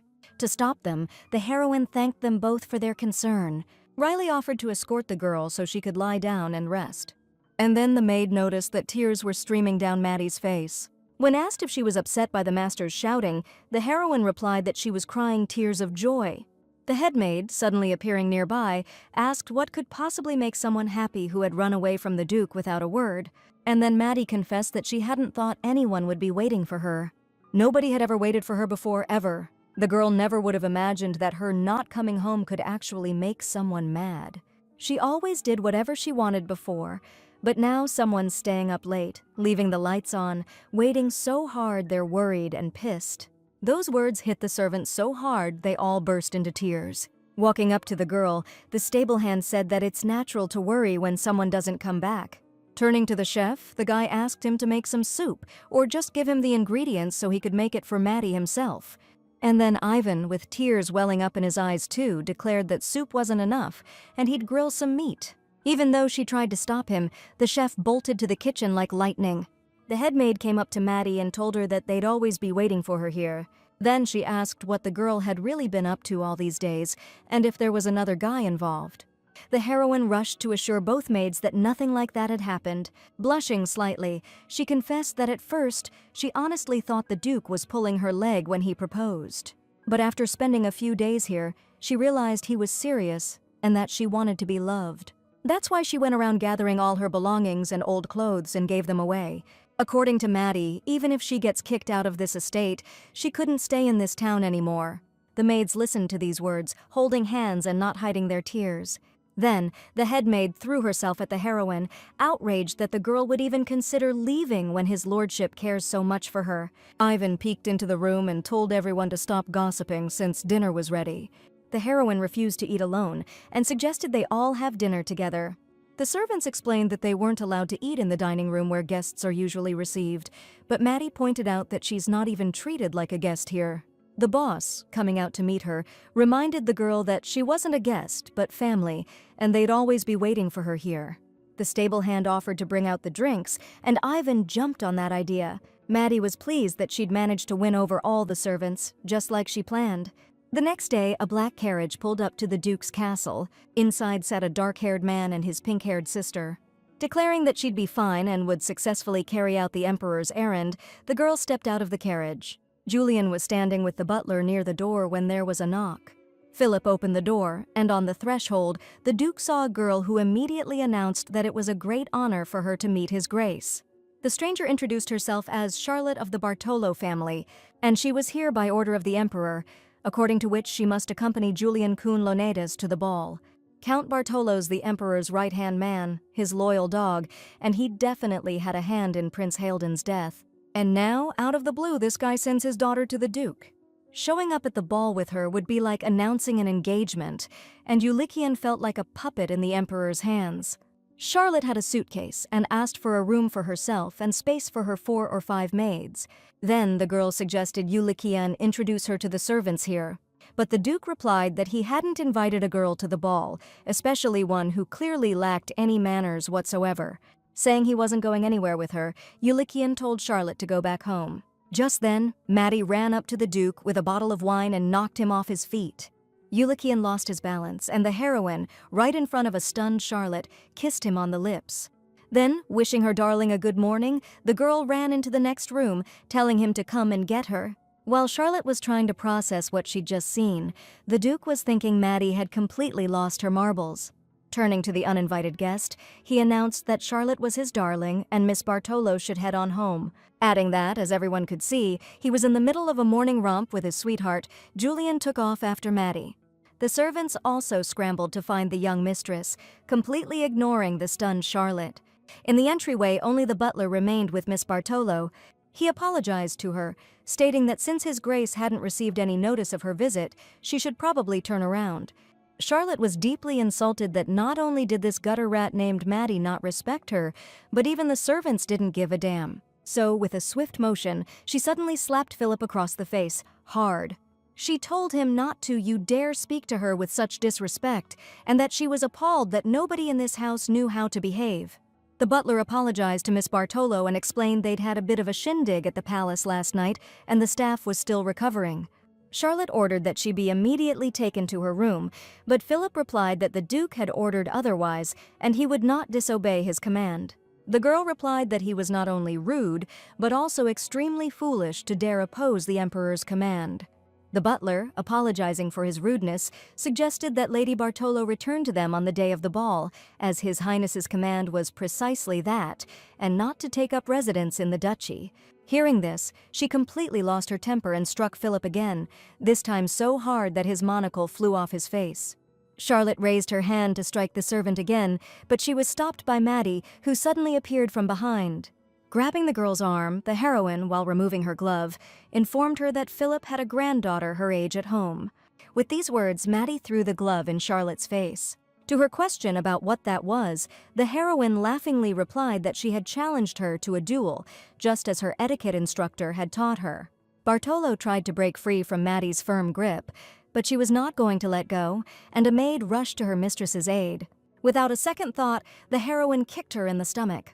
Still holding Charlotte with one hand, the girl pummeled her with blows from her gloved fist with the other.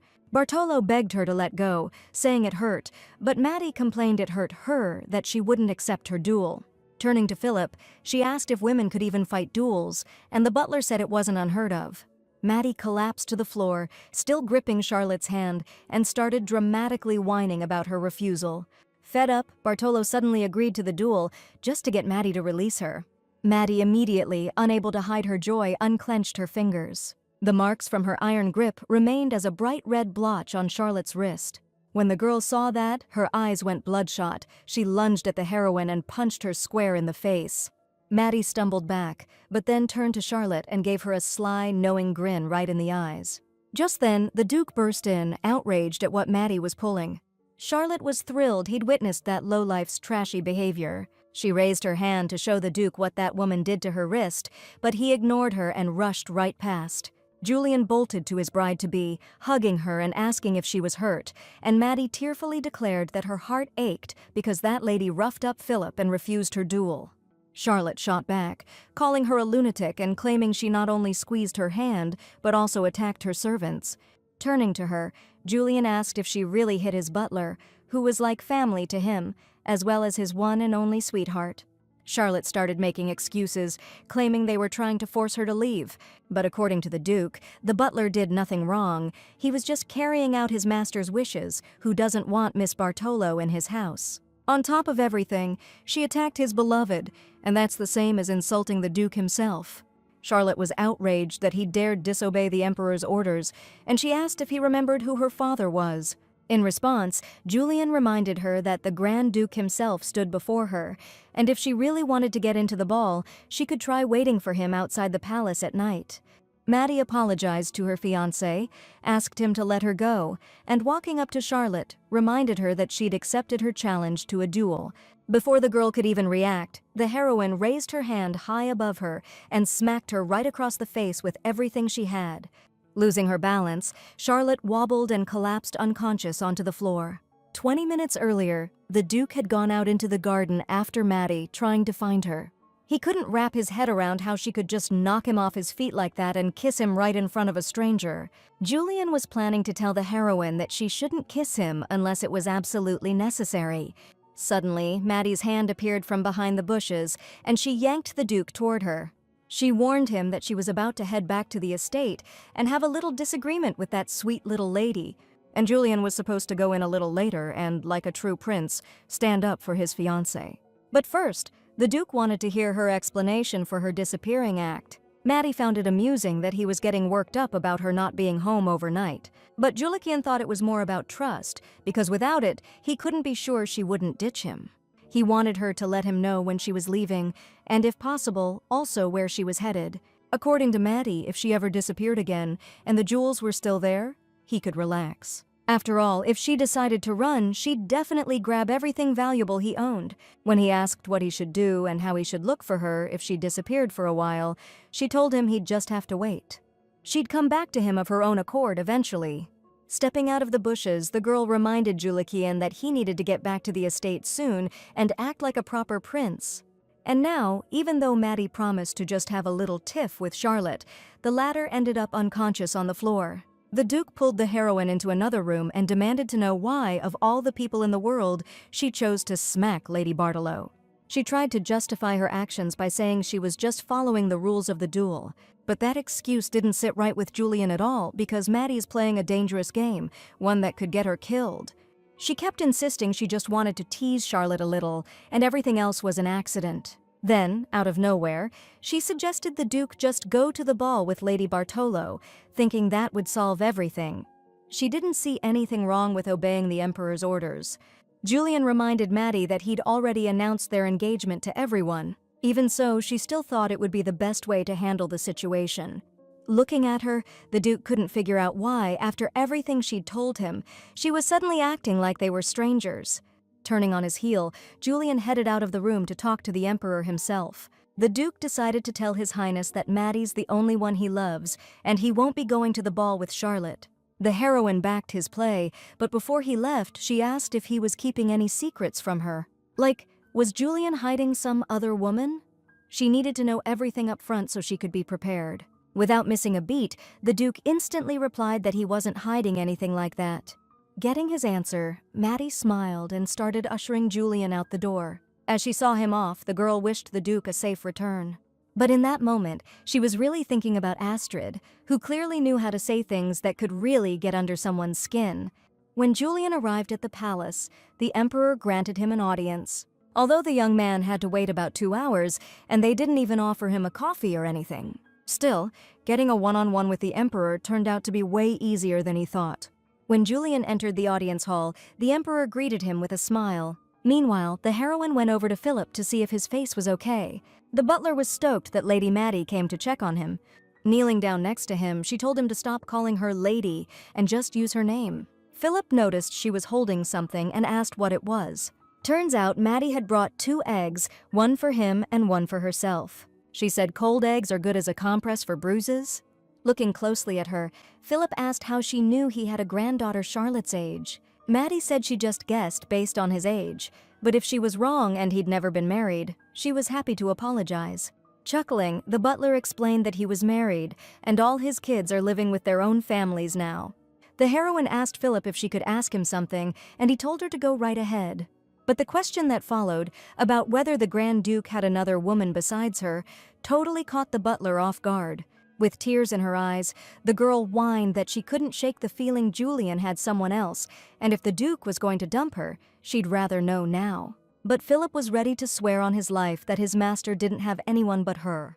The heroine needed to get to the truth, so, still crying, she complained that the Duke often stood at the window for long periods, silently staring south, and sometimes mumbled the name Astrid in his sleep. According to her, a long life on the streets had taught her to sleep very lightly, but she wished she hadn't heard it. And to really win the butler over, the cunning Maddie declared that even if she had to leave the Duke's castle, she'd still write letters to Uncle Philip. The plan worked, and the touched old man informed the heroine that the Duke wasn't saying the name of another woman. Learning that Astrid was Julian's niece, Maddie gasped in surprise and jumped up. To her question of whether the Duke wasn't an only child, Philip just asked the girl to keep her voice down. Taking Maddie's hand, he asked her to sit back down next to him. So, Philip says Julian has a twin sister, but nobody knows about her because her Grace wasn't born exactly healthy. Maddie got so worked up she straight up crushed an egg in her hand. Wiping her hand, the butler explained that even though the illness isn't super obvious, in the high society world, it's considered a major flaw. The girl's left hand never grew properly from birth and stayed tiny. To protect Lavidia from judgment, her parents decided to hide her away and announce to everyone that their daughter had died. The Imperial Palace backed the decision and officially declared the girl's death. Lavidia was never allowed to leave the castle, but she lived a happy life with her brother. And that's how it was until His Highness Halden kicked the bucket. Pretty soon after the Crown Prince's death, his castle went up in flames. Hearing about that, Maddie had no doubt someone torched that place on purpose. Philip said the fire wasn't huge, but it was definitely arson. Someone torched the place on purpose. After that, Her Highness was scared stiff that her daughter would be found and hunted down, so they decided to send Lavidia away to live somewhere else, keep her hidden. Maddie asked if the girl got married and had a kid, and Philip figured that was probably the case. Her Highness cut all ties with her daughter after sending Lavidia away, thinking it was for the best. And since nobody's heard anything about the girl since then, it's a safe bet she probably did settle down and get married. But when asked how the Duke found out he had a niece, Philip clammed up. He couldn't answer that. The old guy finished by telling Maddie not to doubt that she's the only one the Duke truly cares about right now. At first, those words kinda threw her for a loop, made her blush a little. But then she smiled and thanked Philip. "Hands up, everyone," she declared. "I love the Duke more than anything." From the second Maddie laid eyes on Ulikian, she knew it was her destiny to protect him. Right then and there, she wanted to give him everything she'd ever taken, and everything she would take, even if it meant stealing someone else's happiness. The moment their eyes locked, Maddie vowed to herself that she would always safeguard this man's future. Now Philip understood why His Grace had chosen this woman. With her watching his back, he wouldn't have to worry about what's coming. Meanwhile, Ulikian himself was heading home, clutching his head in his hands. He was seriously worried that he'd just done something incredibly boneheaded. An hour ago, when he'd entered the audience chamber, the Emperor had commanded Ulikian to look up and meet his gaze. Lafarit remarked that his nephew was looking more and more like the late Emperor as he got older. He said people might laugh at him because even he didn't resemble his father as much as Ulikian did.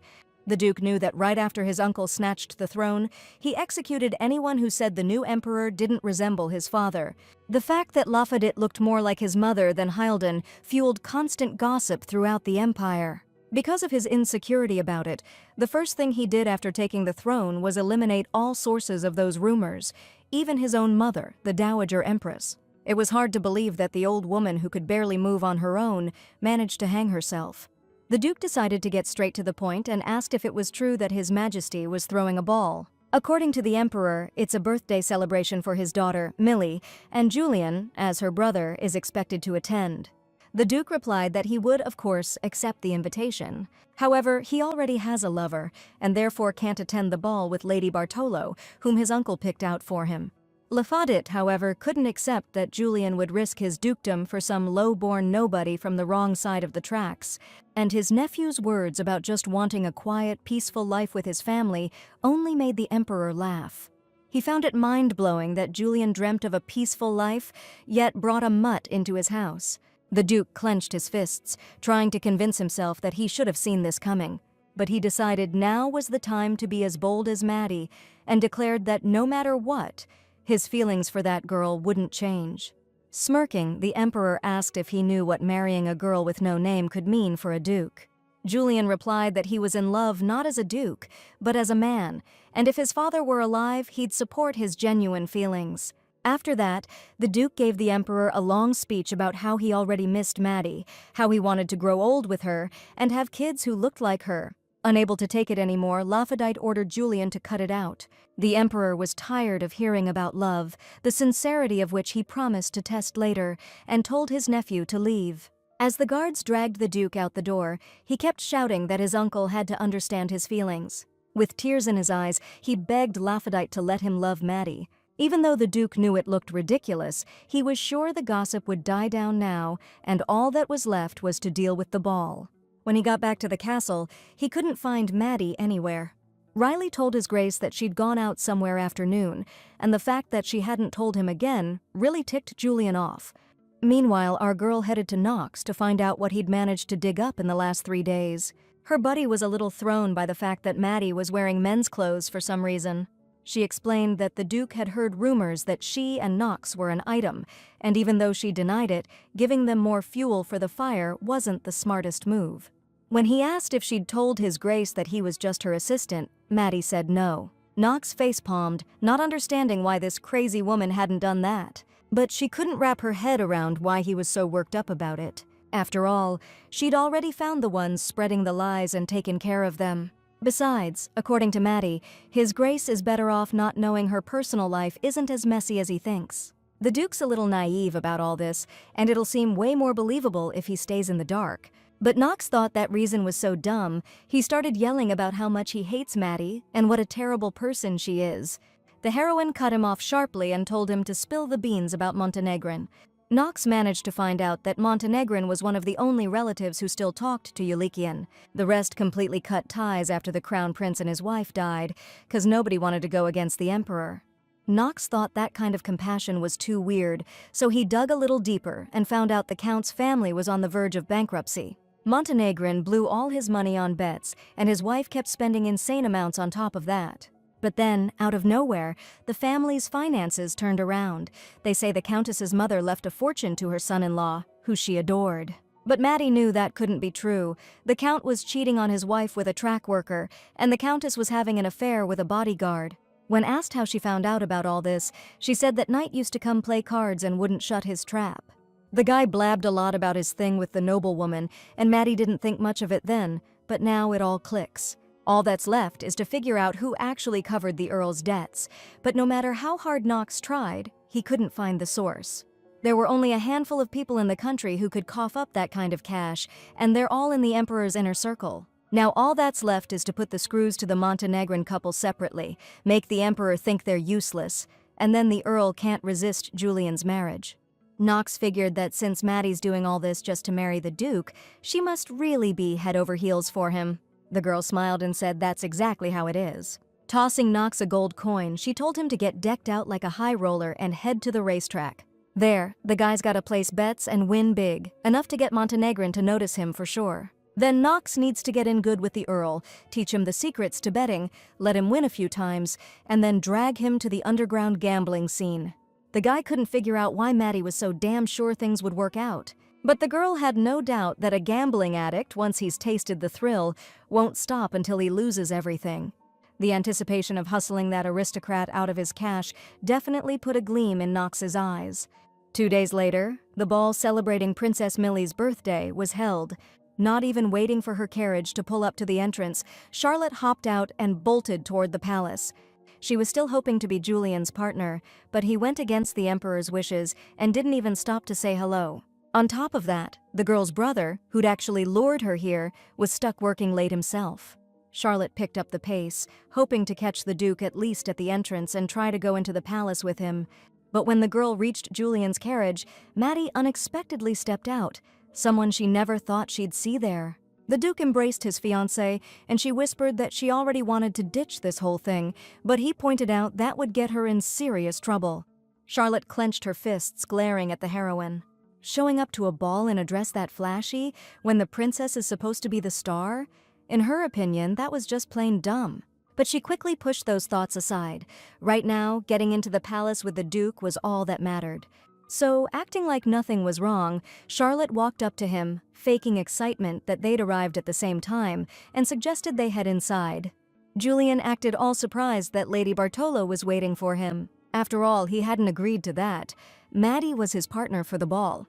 The couple started towards the entrance, and Charlotte rushed after them, insisting that His Majesty had personally ordered her to escort the Grand Duke.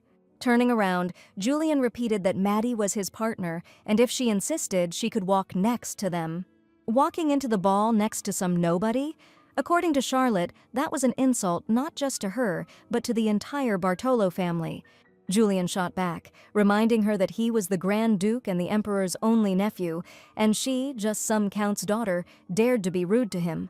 Turning away from Charlotte, he said she could follow behind them if she was so eager to do the Emperor's bidding. Hesitating for a moment, the girls still followed the Duke. But as Ulikian and Maddie approached the doors, the doorman announced that only those with invitations could enter. The Duke didn't see how that could apply to his beloved, but the man wouldn't budge. The heroine didn't argue and suggested that Ulikian wait for him in the carriage. As a final word, she advised the Duke to be careful. Passing by Charlotte, Maddie overheard her snide remarks about how she'd never break down that class barrier. Dramatically sobbing, the heroine confirmed that there was an insurmountable social gap between her and the Duke. Then the girl added that despite everything, she and His Grace loved each other, and she would wait for him there, even if he left her. In response, Ulikian exclaimed that would never happen, they would always be together, and he would never let her go, not until his dying breath.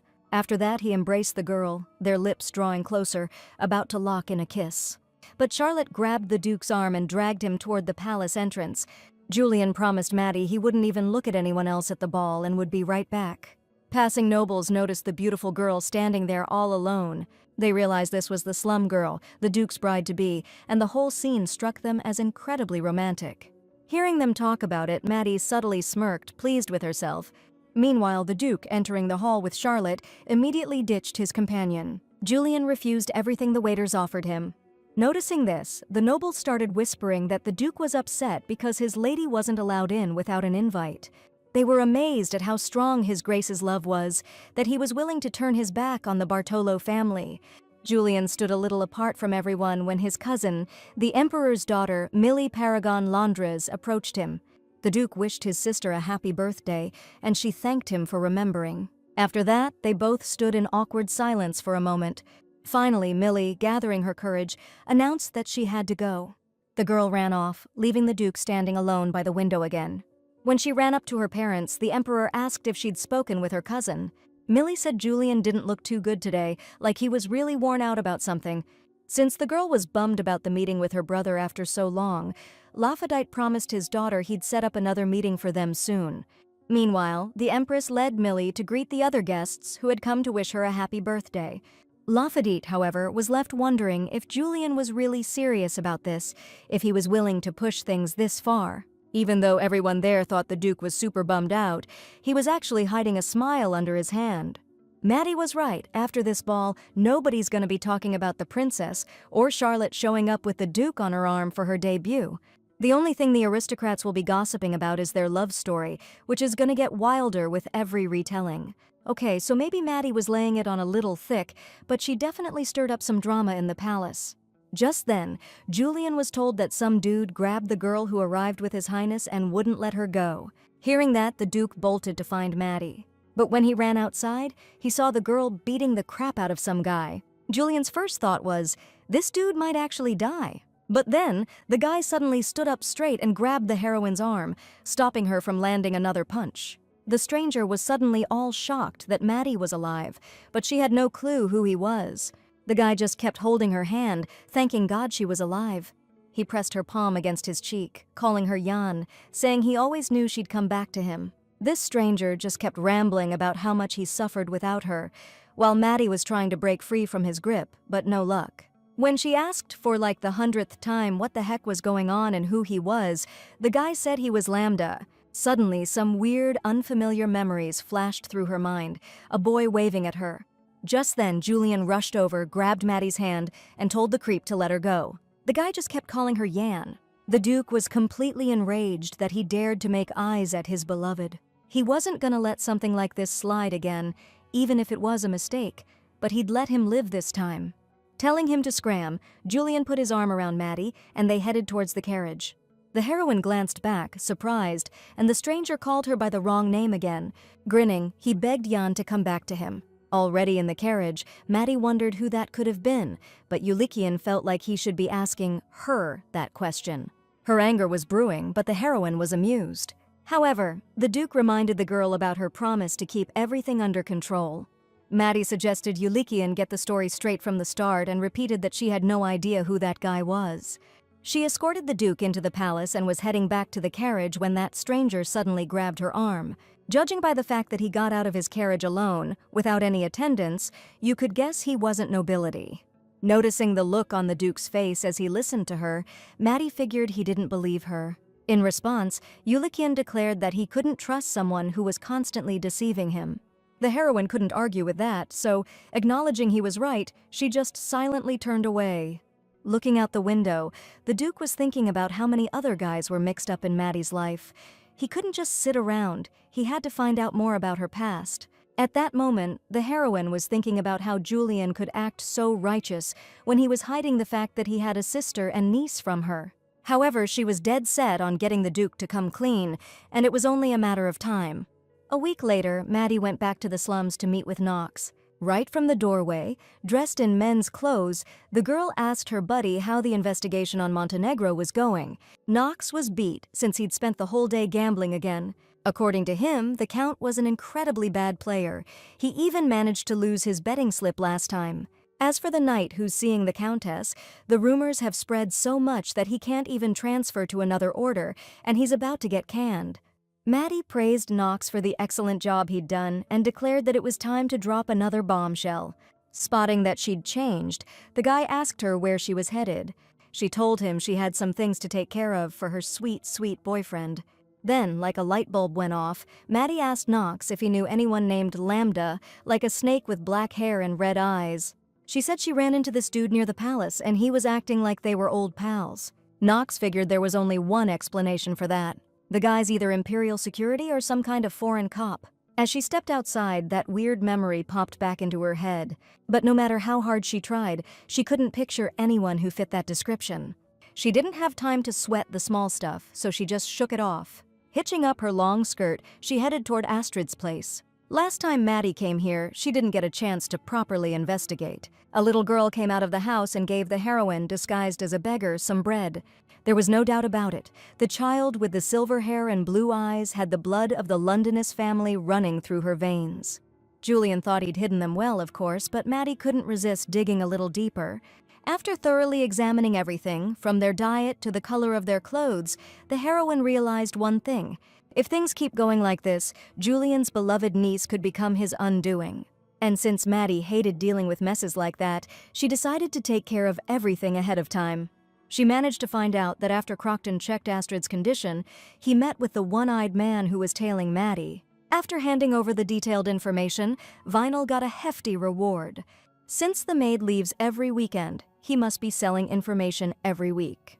Crocton might be a long-term threat to the Duke, but Maddie figured she'd have time to deal with him later. She had other fish to fry right now, but still couldn't believe Julian was dumb enough to trust Vinyl with Astrid's location. She glanced around, making sure nobody was close.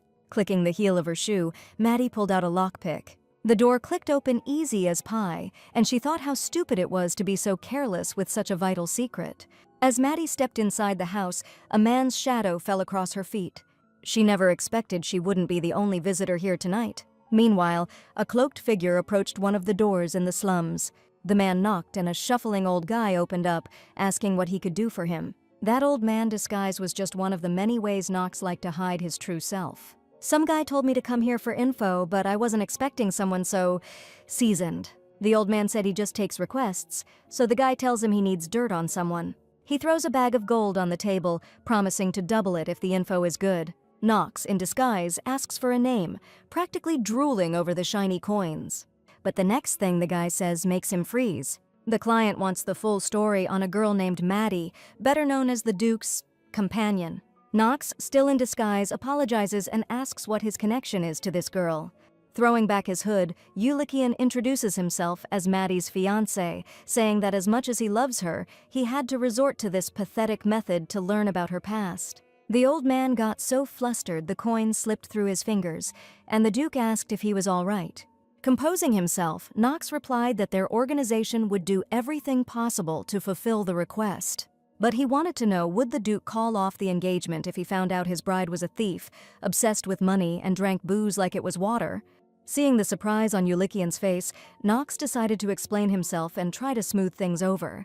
He added that an obsession with money shows the girl's practical, that her drinking shows she's healthy, and the thieving shows she's got nimble fingers. And since marriage is a serious deal, the old man wanted to know how this information would affect his relationship with his bride.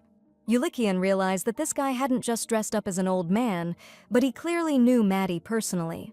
So he replied that he and his bride loved each other very much, and if something was bothering her, he wanted to share that pain with her. Touched, Knox grabbed Ulikian's hands and said he was incredibly lucky, because there wasn't another girl like her in the whole world. In response, the Duke stated he was willing to pay more just so his bride wouldn't find out about this conversation, because it was obvious the old man knew Maddie. Knox smiled and told the gentleman to put his trust in him. Then he promised to find out everything humanly possible, and the Duke promised to return for the information in 10 days. As he saw him off, Knox wondered how such a decent guy could break things off with Maddie. He wished the Duke a safe journey, and the Duke left the house. Ulyssiana found it amusing that Maddie had such a straightforward and honest circle of friends. Still, he was curious where the girl had disappeared to again, and if she'd be back tonight since she wasn't in the castle when the Duke left. Just as Ulyssiana was wondering where Maddie could have gone so late, the girl herself was locked in a fierce battle with some dude. Holding him by the neck and landing another blow, the girl noted that her opponent was pretty damn strong. Despite his resistance, Maddie was trying to choke the guy out. Finally, the heroine managed to knock him to the floor, and she breathed a sigh of relief. The guy fought dirty and left a gash on her cheek, but she knew the wounds on her body healed fast, and Ulyssiana probably wouldn't even notice. The only question was, who sent this guy, and were Crocton and the one-eyed man involved? The day Vinyl got his payout, they were talking for a while, probably cooking something up. While Maddie was turning that over in her head, playing with her knife, someone snuck up behind her. But before the attacker could even get close, she spun around and threw the knife right into his throat. Maddie was actually bummed that these guys were such pushovers. Since she couldn't use the knife anymore, she picked up a shard of glass from the floor. Leaving the losers in the hallway, Maddie kicked open the door to the next room, where there were 2 more masked dudes. Looking around, she spotted a shivering girl in a nightgown sitting on the floor. Grinning, the woman said she was glad to finally meet Astrid. The masked guys asked who she was, and Maddie, grabbing her head, started yelling that they stole her line. The men stared at the woman, who seemed totally out of her mind. They started whispering, figuring they were just being played, that this was a double cross. Maddie overheard them saying they never should have trusted that one-eyed son of a gun. He just told them to break into the house and off the woman, didn't warn them anyone might get in their way. The heroine took a good look at the woman's hands on the floor, saw they were fine, meaning she was obviously mistaken. Maddie wondered if it would be better to send Ulikian's sister and niece far away, or help them get new identities. But the girl's mother is obviously already gone, though it's unclear when it happened, and sending a kid off without parents isn't really an option. And if they don't do it carefully enough, they could provoke whoever's behind all this. If Ulikian loses the last thing he has left, it could completely break him, because even though he seems strong, deep down he's fragile and alone. If the Duke loses his will to live, their contract becomes meaningless, and that would bum Maddie out even more.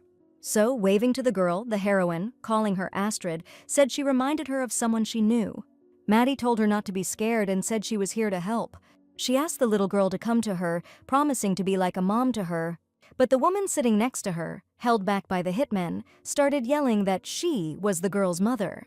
Maddie, though, was sure the woman was lying, and she was just the kid's nanny. One of the killers, holding a knife to the woman's throat, told Maddie to mind her own business and let them finish the job, which was to off the nanny and grab the kid.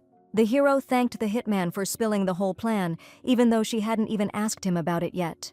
Then she burst into laughter again, making the killer think once again that she was totally nuts. When she was done laughing, Maddie declared that her job was to make sure they didn't leave this place alive. The killers didn't know who sent this girl, but they weren't backing down. Just then, the hero noticed 5 moles on the back of his hand, the mark of the Harvin gang. She said it was no wonder the gang was going to hell in a handbasket, seeing as its goons were busy snatching kids. Covering his hand nervously, the guy asked Maddie how she knew Harvin. She replied that her job was keeping tabs on gang members, and she caught them cutting a deal behind the boss's back. Truth was, that was BS. Maddie just managed to lower the killer's guard a little, and, seizing the moment, she pounced on the enemy. Rushing past the nanny, she told her to cover the kid's eyes and run like hell. After that, everything happened in a flash. The woman grabbed the girl and bolted, while Maddie slashed one of the killers with a shard of glass, and his body went limp. But the second hitman managed to trip her up, and she went down hard. The guy waved a dagger over her, telling her to kiss her ass goodbye. Without turning around and shielding the little girl beneath her, the nanny heard blows and saw splashes of blood. Soon everything went quiet, and Maddie's voice rang out. She said it was over, but asked her not to open her eyes for a little while longer. When the heroine let the woman turn around, she screamed in fright because the girl was wearing mercenary gear. Maddie told her to chill and explained she'd changed clothes because hers were totally trashed. Then the heroine decided to lay it on thick, saying the boss sent her to protect them from danger. But the woman asked why Sir Crocton hadn't shown up himself. If she thinks of Vinil as the boss instead of Ulikian, then even the nanny's a mole. Something felt off to Maddie about this room from the get-go, and now, looking at the kid and seeing the scars on her legs, the picture started to click for the heroine.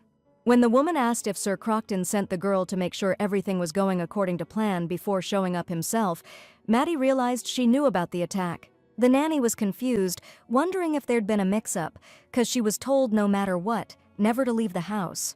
That struck the heroine as seriously weird. She asked if the big boss himself was going to show up and save them from the hitmen. Maddie walked up to the woman and was like, "How dare you beg for mercy from killers when you were beating up a kid yourself?" After asking that, the heroine clocked her one, right in the face. The woman went down and Maddie laid her out on the floor. Looks like after this so-called rescue of Astrid from the attack, they were planning some big song and dance about moving the girl somewhere safer. Maybe they were even planning to hide the kid where not even Ulikian could find her, and then they'd have him by the short hairs. But Maddie overheard that the hitmen were planning to off the nanny and grab the girl. Were they really going to do that right in front of the kid, someone she's known for years? They were obviously planning to scare Astrid out of her mind so they could control her easier later. Maddie knew fear was the best way to make someone fall in line. The heroine clutched her head as another weird memory flashed through her brain. Peeking open her eyes, she saw Astrid staring at her, and she pulled herself together. What kind of lowlife would even think about laying a hand on a little girl like that? Reaching out to the kid, Maddie said she was there to rescue her. The heroine smiled gently and offered to get Astrid out of there. The girl still wasn't talking, so to get the ball rolling, Maddie asked how old she was, and when she guessed 5, Astrid shook her head no. Holding up her fingers, Astrid showed that she was 7 years old. Seeing the doubt in her eyes, the heroine assured the girl that she was there to protect her at Uncle Ulikian's request and promised not to touch her unless she said it was okay. Emphasizing that the kid didn't have to talk if she didn't want to, Maddie asked if she could ask her a question. Then she asked about the scars on Astrid's arms and legs, and why the girl was dressed so lightly in such cold weather. When the main character asked if the nanny did that to her, the little girl looked away. Noticing this, she asked if the nanny made her keep quiet about it if anyone asked, and she suddenly nodded. Throwing some paper on the unconscious woman, Maddie asked Astrid to let her ask one more time. Did the girl want to stay here until her nanny woke up, or would she rather go with her and read a cool story? Astrid recoiled from the main character in surprise, and she laughingly guessed that she knew what she was thinking. Glancing at the children's book from which the very piece of paper was torn, Maddie said she had a superpower to hear thoughts. And because Astrid's heart was speaking so loud, she heard the girl calling for help and came here right away. So now it would be good for both of them to leave this house. Hearing this, Astrid flinched, remembering how Sir Crofton told her never to leave the house if she wanted to survive. If the nanny noticed the girl looking out the window, she would immediately start yelling like crazy, because that was also forbidden. And now, like an angel, this girl was opening her arms to her, offering Astrid a hug so she wouldn't be scared. Hesitating for a moment, the little one trustingly reached out her tiny hands to her. Maddie hugged the girl tightly, marveling at how sweet she was. Picking Astrid up in her arms, she told her not to be afraid, to hold on tight, and walk to the window. The heroine climbed out onto the roof, promising the girl that she would protect her from anything in the world, if only she would trust her. Maddie looked around and asked Astrid if she wanted to play a make-believe game. Meanwhile, General Swedian entered the high-class hotel where he was renting a room. The receptionist offered to carry his bags and informed him that the clothes the guest had requested yesterday were already in his room. The general thanked the receptionist and, handing him a stack of bills as a tip, asked him not to wake him up for breakfast in the morning, as he intended to rest alone. Entering his room, the man breathed a sigh of relief. Then he ripped off the wig and glasses. Knox's bright orange hair went wild and he sighed again. This whole thing was draining him, but Count Montenegrin finally took the bait. Knox, disguised as a general, accidentally dropped his betting slip. The Count picked it up but then vanished from the racetrack for a week, making the guy sweat bullets. So today, when Montenegrin finally showed his face, Knox was so relieved he almost hugged him. But pulling himself together, he walked up to the Count and gave him some tips on which horses to bet on today. Judging by Montenegrin's reaction, you could tell he'd been avoiding him because he'd already blown everything he won with that ticket. But in the end, the Count took his new pal's advice and hit the jackpot. Montenegrin was practically glowing when he saw the race results. Knox silently left him alone and headed for the door, positive the Count would call him back. Which he did, and Montenegrin asked the young man to at least tell him his name. Apologizing for forgetting to introduce himself, Knox stated that his name was March Swedian. The Count frowned because he'd never heard that name before. Realizing what he was thinking, the guy said he came from Persia, from across the sea. The Count replied that he'd heard of that country and carefully examined the expensive clothes his new acquaintance was wearing. According to Swedian, he'd come here on the recommendation of his friends about 2 months ago.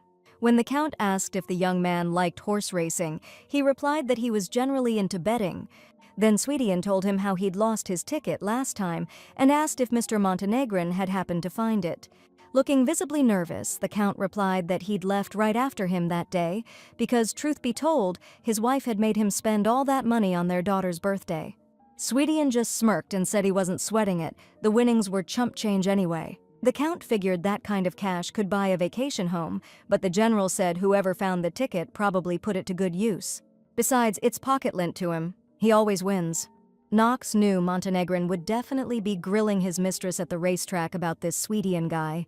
That's why he always showed up at the races on her shifts and made sure to win big. Of course, it all happened after greasing a few palms of the jockeys. Judging by the Count's face, he was almost buying Swedian's incredible luck, just needed to plant a few more rumors to seal the deal, and he'd be totally convinced. Time to get ready for the big game Maddie was talking about. But the second Knox walked in the door, that cocky grin vanished. Maddie was standing in the middle of the room, holding a little blonde girl. The dude started grilling his friend, trying to figure out who this kid was that looked so much like the Grand Duke. The heroine smiled and told the little girl to say hi to Uncle Knox. The shocked guy was losing it, wondering when Maddie had time to have a kid with the Duke, but she just told him to cut the crap and shut the door on his way out. Knox kept pressing, asking how long she'd been seeing Ulikian if they had such a grown-up kid, and how she could keep it from him. Ignoring him, Maddie told Astrid to go play with her uncle and said she could bite him if he acted up. Knox was totally lost on what to do with the kid, but the heroine just said she'd pick her up in the morning. She held out her pinky to the little girl, promising she'd definitely be back for her with Uncle Ulikian. The little girl smiled and trustingly gave the heroine her finger. Still gushing over the kid, the girl told Knox that Astrid barely talked and asked him not to bother her. The guy's head was spinning. He couldn't make sense of what was going on and how Maddie dared to leave without explaining. But he didn't get an answer, 'cause the door slammed shut behind the girl. Turning to Astrid, the guy grinned and said Uncle Knox was pleased to meet her. He asked if she could tell him what happened, but the girl just stared at him with those big blue eyes, silent as a stone.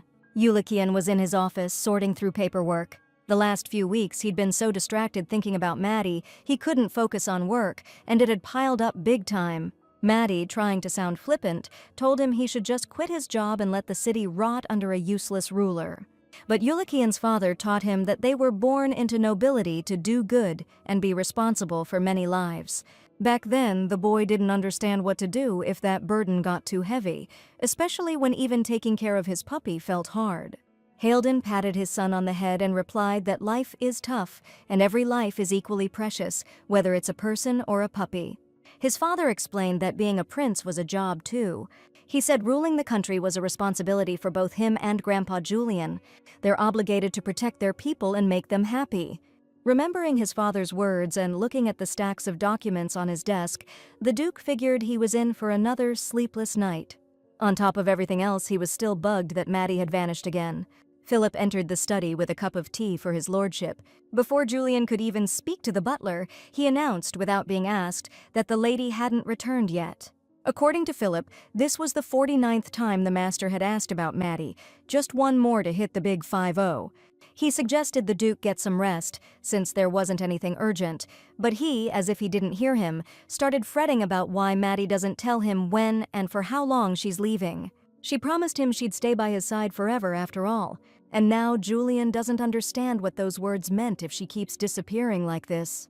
"Sir," Philip said, "you were up all night. Lady Maddie probably wants you to get some rest." The Duke glanced at his reflection in his tea. He knew she'd see how tired he was, but she'd never guess it's 'cause he was waiting up for her all night. He wished she knew he wasn't doing it because of this fake engagement thing, but because he genuinely cared about her. Lately, Maddie's been disappearing right after breakfast and their morning walk, so they haven't had a chance to talk privately. Julian got into bed, but he couldn't stop thinking about what she was up to. The Duke barely drifted off when he felt a touch on his chest and his eyes snapped open. Maddie was lying across from him laughing and announced, "I'm home!" Eyeing his bare chest, she asked, "Should we add a marital duties clause to our contract?" Flustered, Julian told the girl, who, for some reason, decided to show up in his bed after disappearing again, to get back to her own room. But Maddie kept teasing him and moved even closer. Before he knew it, the Duke blurted out this was seriously messed up, scaring the crap out of the heroine. Admitting he thought he was having heart palpitations, the guy suddenly went red, trying to figure out why his heart was pounding so hard. Julian tried to convince himself it was just PTSD kicking in. Probably his heart was racing like that when he saw the girl because he'd witnessed her doing some really bad stuff. Maddie started teasing and joking with the Duke again, and he lunged at her, ready to teach her a lesson. The heroine ran from Julian around the room, and the bedroom filled with their laughter, after which they both collapsed on the floor, exhausted. The Duke smiled at the girl who, not long ago, had caused him so much anxiety, and now she was having a blast like nothing ever happened. Around her, he felt an incredible lightness, even though he'd always tried to be reserved and serious before. But the smile instantly vanished from Julian's face when Maddie suddenly announced she'd met his adorable niece. He demanded she repeat what she'd just said, and the heroine, leaning closer, whispered that she was talking about his soft spot, Astrid. Stretching, the girl said her client shouldn't have been so careless with a weakness anyone could find and exploit. When Ulikian asked what she'd done, Maddie replied that she'd made sure no one would find him now. The Duke thought it was low and petty for her to have a hobby of finding and poking at other people's weaknesses, but Maddie retorted that she'd be offended if he was the only one finding weaknesses in her. She reminded him how, at the start of their acquaintance, he decided to announce the dead mercenaries in the alley to the patrol. However, Ulikian insisted he did it to safeguard himself against her running away. He claimed that ever since he publicly proposed to Maddie, she had become his biggest vulnerability. But she disagreed, reminding him that they signed a contract implying no secrets between them. She wondered how Ulikian could hide the fact that he had a niece from his own fiancée. According to the Duke, he wasn't stupid enough to tell a con artist about Astrid. Then she hit back, asking why he'd left the girl's place so wide open that anyone could just waltz in. Julian grabbed Maddie by the shoulders, shaking her and demanding she confess what she did with his niece. He shoved her to the floor, admitting he just wanted to protect the kid, to keep her from running from death her whole life like he has. Then the Duke straight up asked if Maddie had killed Astrid. She told him she'd just hidden the little one. She said she realized Julian wasn't throwing around that kind of cash just for revenge or survival, but that he was trying to save his niece. The Duke started thinking Maddie only figured all this out to use it against him, but she said she was just curious about what he was trying so hard to hide. He asked if she always suspects everyone and digs into their past looking for weaknesses, and she just said she doesn't trust anyone. Even when people are crying right in front of her, she can never be sure how they act when she's not around, so she prefers to find out everything herself, and that's just how she does business. Those last words really got Julian thinking. Guess for Maddie, this really is just business. Hugging the Duke, the heroine whispered for him to hurry and get ready if he wanted to see his niece. According to her, she had news for Ulikian that could shock someone as delicate as him. So he needed to pull himself together. Just a few minutes later, the Duke and Maddie jumped on a horse and left the castle. On the way, the heroine told Ulikian that Astrid had been abused in her previous hideout. When she found her, the girl was only wearing a light dress in the freezing weather, and her arms and legs were covered in scars. They probably hit her with a thin whip, so the marks wouldn't be too obvious. Maddie said the problem wasn't just the abuse, but also that when she arrived at the house, there were already other guests holding Astrid and her nanny hostage. But Ulikian didn't need to worry about it, because she handled them so Astrid didn't even notice. The Duke couldn't get over how cheerfully she talked about, well, that. Meanwhile, Maddie was super proud of herself for doing such a bang-up job. Even though Julian tried so hard to hide his vulnerability, she sniffed it out and had his back. The Duke pointed out he didn't ask her to do that, and she didn't need to get involved. But Maddie's like, a real pro always gets to the root of the problem and takes care of it, even if the client doesn't realize they need it. That's why she thinks she's the best in the business around these parts. Saying that, she suddenly added that, as he could see, she also didn't get the cold shoulder. Julian asked her to explain what she meant, since people don't usually say stuff like that about themselves. But for some reason, she acted like she didn't know what he was talking about and dropped the subject. As they went inside, Julian asked about the nanny, if Maddie had picked her up along with Astrid.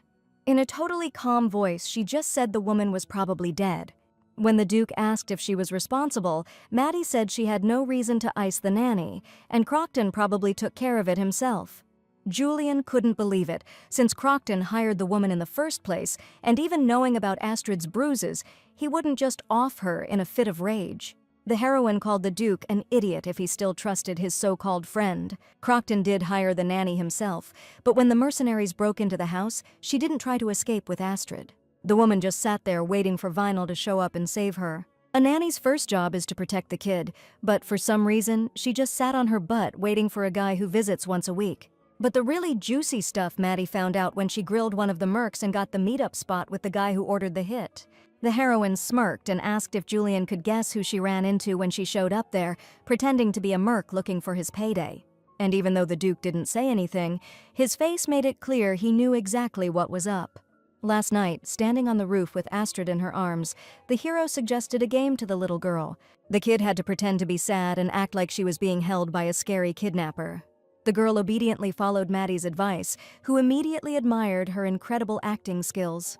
After that, the hero blindfolded the girl and headed to the address one of the mercenaries had given her. Just as expected, Crocton showed up at the meeting place. The mercenary immediately demanded his reward for the stolen girl. Shortly before, Crocton had found a note lying next to the nanny, demanding triple payment for the girl and ordering him to come to the meeting alone. Vinyl tried to find out from the woman who wrote it, but she, trembling all over, said she thought that person was sent by him. She also said how she'd heard that person was supposedly coming to punish the mercenaries who took the job without the boss's permission. And although Crocton didn't want to get his hands dirty, he needed to show Ulikian that the mercenaries killed the nanny and stole the child. He was locked into the plan, so with a swift move of his sword, he took out the woman. When Vinyl arrived at the rendezvous, his first priority was making sure Astrid was okay. He called the girl over, and she instantly recognized his voice. The little one ran towards Uncle Crocton, who tossed the mercenary a pouch with his reward. Scooping the girl up in his arms, the man suggested counting the money. After a moment's hesitation, the mercenary decided to just grab the gold and go. But as he turned away, Crocton landed a devastating blow with his sword. Hearing that, Astrid lifted the blindfold from her eyes and, scared for Maddie, rushed toward her. Crocton stopped the girl and explained he just dealt with a bad guy to keep her safe. The little one turned back toward the fallen man, and her eyes filled with tears. But when Crocton ripped the mask off the mercenary, Astrid caught a glimpse. It wasn't Maddie. Even though things went a little sideways, Vinyl's got Ulikian's niece right where he wants her. No witnesses left alive, and besides, he was gonna ice all those mercs anyway. All that's left is to stash Astrid, make Yulikian think he's got a mole in his inner circle, keep the girl's location secret, and then the Duke's his puppet. Meanwhile, the little one was looking around, hoping to spot Maddie. Suddenly, she noticed a familiar figure hidden under a cloak. Crocton set Astrid down, retied her eyes, and promised to take her somewhere safe. He told her not to take off the blindfold, threatening that if she did, she'd never see her uncle again. Grabbing the girl roughly by the arm, Crocton dragged her through the dark streets. He had no idea someone was tailing them the whole way. Vinyl kicked open the door of some house and tossed Astrid inside. The girl heard him leave and lock the door behind him, and she scrambled towards the sound. But since Astrid's eyes were still covered, she tripped over a rock and ate dirt. Tears streamed down the girl's face, but she kept telling herself Maddie was okay, which meant she'd definitely come for her. She remembered Maddie telling her to count to 100 if she ever got left alone, and right after Astrid finished counting, someone ripped the blindfold off her eyes. Looking up, the little one saw Maddie standing right there, coming to her rescue again. Later, sitting with Knox, Astrid was practically bouncing, waiting for her savior to come back. The redhead told her not to worry, and swore that Maddie always kept her promises, but the little girl already knew that. Suddenly the door creaked open and they both snapped their heads toward the hallway. Standing in the doorway, practically glowing with happiness, was the hero herself, and next to her was a totally stunned Yulikian. Astrid threw herself into the arms of her uncle, who had sent the wonderful superhero Maddie to her. 3 years back, Julian was heading home from some fancy shindig when some woman blocked his carriage. She tapped on the Duke's window and handed him a note. Julian figured the woman might be a messenger from the Emperor. But when he opened the note, he was floored by what he read. It was from his sister.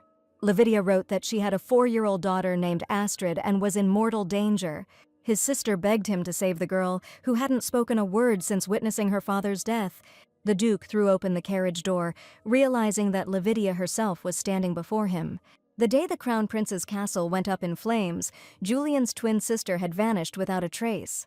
No matter how many times he asked their mother about her, she wouldn't say a thing, and Julian had believed her dead until that moment. Dismissing the coachman for a moment, the Duke hopped out of the carriage, all smiles, and started peppering Lavidia with questions. But without a word, his sister hurriedly thrust her daughter, Yulikian, into his arms and bolted. The Duke tried to stop her, but Lavidia just ran, tears streaming down her face, not even looking back. Yulikian wanted to know what had happened to her mom's husband and where she was going now. But all that answered those questions was the sound of her shoes echoing in the silent night street. The Duke looked down at the frightened girl, who was the spitting image of him. After days of searching, Yulikian finally managed to track down Lavidia's location. But when he raced there with Crocton, his sister was already gone. It looked like a robbery, but the Duke couldn't figure out who'd bother robbing a tiny shack in the slums. Yulikian broke down, sobbing. It felt so unfair to lose her mom all over again, especially after she'd just reappeared after all these years. Lavidia clearly knew she was in danger. So, to make sure death only came for her, she gave her daughter to her brother and vanished again, like she was being hunted. Yulikian choked up, just thinking about how Lavidia saved her kid. The funeral was quiet, just a few close people. Since Lavidia had been declared dead for a while, they couldn't bury her next to her parents. Standing at her mom's grave, Astrid didn't cry at all. But the girl didn't seem to know how to smile either, and she only ate just enough to stay alive. No doctor could heal the trauma of a kid who'd seen her father die. It hurt Yulikian to look at Astrid, who was the spitting image of Lavidia. He felt responsible for the deaths of the girl's parents. The Duke took that as a warning, loud and clear: stay put and behave. It was then he told Crofton, who followed him everywhere, to take care of Astrid. Julian ordered him to hide the kid somewhere nobody could ever find her. From then on, the Duke visited his niece now and then. She'd always just stare at her uncle, never showing she was happy to see him, and he figured Astrid just couldn't smile after everything she'd been through. But now he was shocked to see the girl beaming with happiness in Maddie's arms. Julian made a mental note that Astrid had grown up, while he was still stuck in the past, reliving what happened 3 years ago. After hugging the girl and making a big show of pretending to wince, the heroine suggested they go for a swim. The Duke got up and announced that he would give his niece a bath himself. But Maddie stopped him cold, reminding him that even though Astrid looks small, she's already 7. She said the nobility is totally clueless if they think an uncle can bathe his 7-year-old niece. Maddie asked Astrid who she'd rather bathe with, a boring uncle or a totally awesome telepathic sorceress. The girl hugged the heroine tightly, who happily admitted that she loved her. With that, Maddie randomly opened the closet doors and went in there with Astrid. Knox, noticing the confusion on Yulikian's face, quickly reassured him that everything was fine and his little sister was great with kids. The Duke turned around to tell the guy he didn't have to be so formal with him around here. But that voice and those green eyes suddenly seemed really familiar to Yulikian. He was flooded with a memory of the old man he asked to get information about Maddie. Knox realized the Duke had figured everything out. But Yulikian was more worried that he was looking at the same orange-haired dude Maddie was supposedly seeing. Knox clutched his head and yelled that the very thought of him and his sister dating made him want to puke. From his reaction, Yulikian realized this kid had no clue about his arrangement with Maddie. Seeing the smile on the Duke's face, Knox figured just mentioning his bride-to-be made the guy happy. Yulikian flushed red and declared that his feelings for Maddie wouldn't change, no matter what kind of person she was. Right then, the heroine suddenly kicked open the closet door, where she and Astrid had been hiding out a while ago. With horror in her eyes, Maddie thrust forward a naked baby and announced that it was a boy. Knox actually jumped in surprise, and the Duke pointed out that he'd offered to bathe the kid himself. Snatching the baby from Maddie, Knox was baffled why Yulikian dressed his nephew like a girl and called it messed up. Hearing those words, the kid smacked the guy in the lips. The heroine explained that he acts like that when he hears cussing, and she's gotten it a few times too. Looks like the nanny was taking out her anger on the kid from time to time. Maddie and Knox were scratching their heads, wondering why the Duke was passing the boy off as a girl if he couldn't even leave the house. Julian snapped, saying it was all for the kid's own good because if people found out he was a boy, it could be dangerous. According to him, of course, it would have been better if nobody knew about Astrid at all. If word got to the Emperor, whose 7 heirs are all girls, even the grandson of the former crown prince could be seen as a threat. To avoid all that, they decided to hide Astrid's gender. Hearing those words, Maddie was flooded with memories from her childhood when she and the other kids were told to forget who they used to be. Their past lives, their names, their families, even their very existence didn't matter anymore. Maddie's hair was cut off just like the other kids, and they were told that they no longer existed in this world. The guy in glasses told them to fade away, like shadows. Noticing the lost look on her face, Julian approached the heroine to ask what was suddenly wrong. He reached out to take her hand, but she suddenly recoiled from the Duke and told him not to touch her. A little taken aback, Julian still reached for Maddie again and, stroking her face, asked what had been going on with her lately. Meanwhile, those strange memories flashed through the heroine's mind again. Maddie tried to figure out who they could belong to. Suddenly, she heard Astrid sniffling and turned to the child. Knox was upset by the scene they were making in front of him and told them to take it outside if they wanted to argue. The heroine smiled and, patting Julian on the shoulder, said she didn't know what had gotten into her. But he wasn't sure she was okay because she'd gone really pale.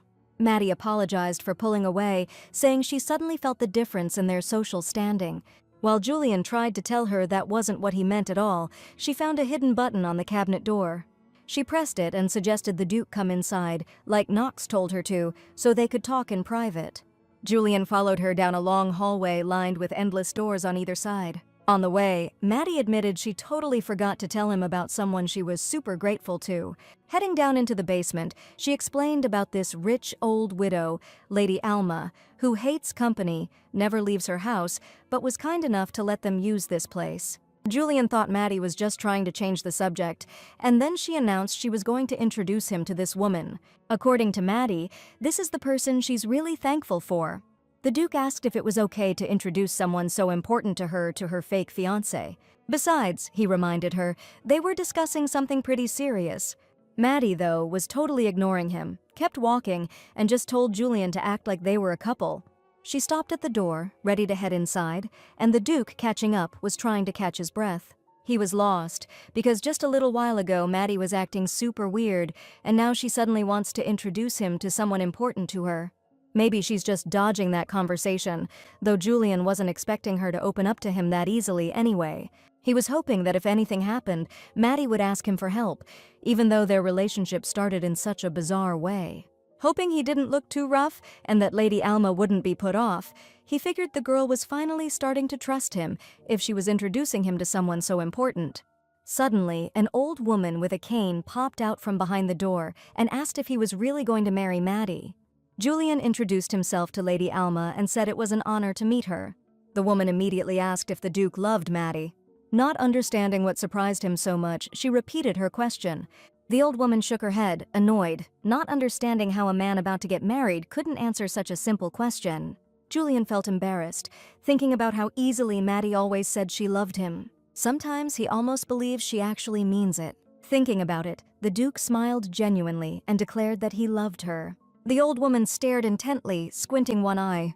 And then Julian, hand on his heart and blushing furiously, repeated that he truly and sincerely loved Maddie.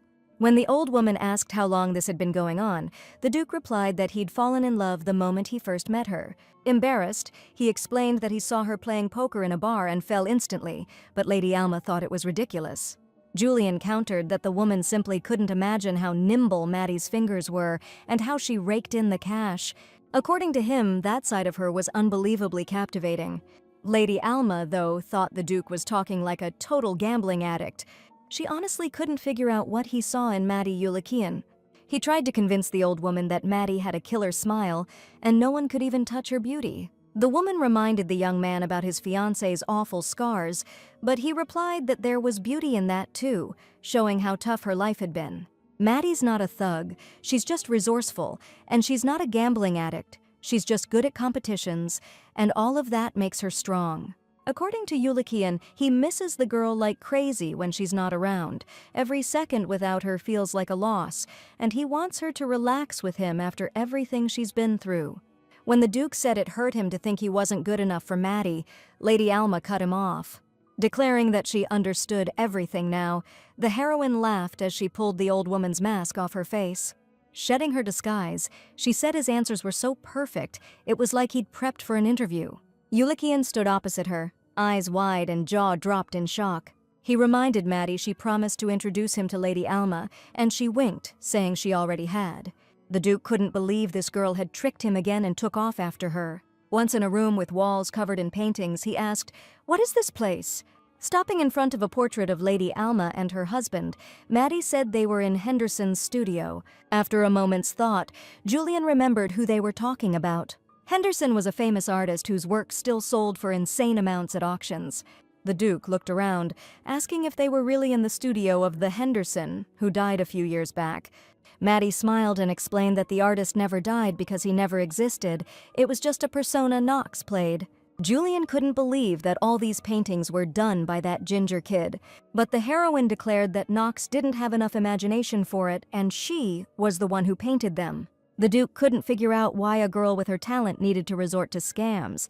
She could have just made a killing selling her paintings. But what really got him was why she'd suddenly decided to come clean about everything.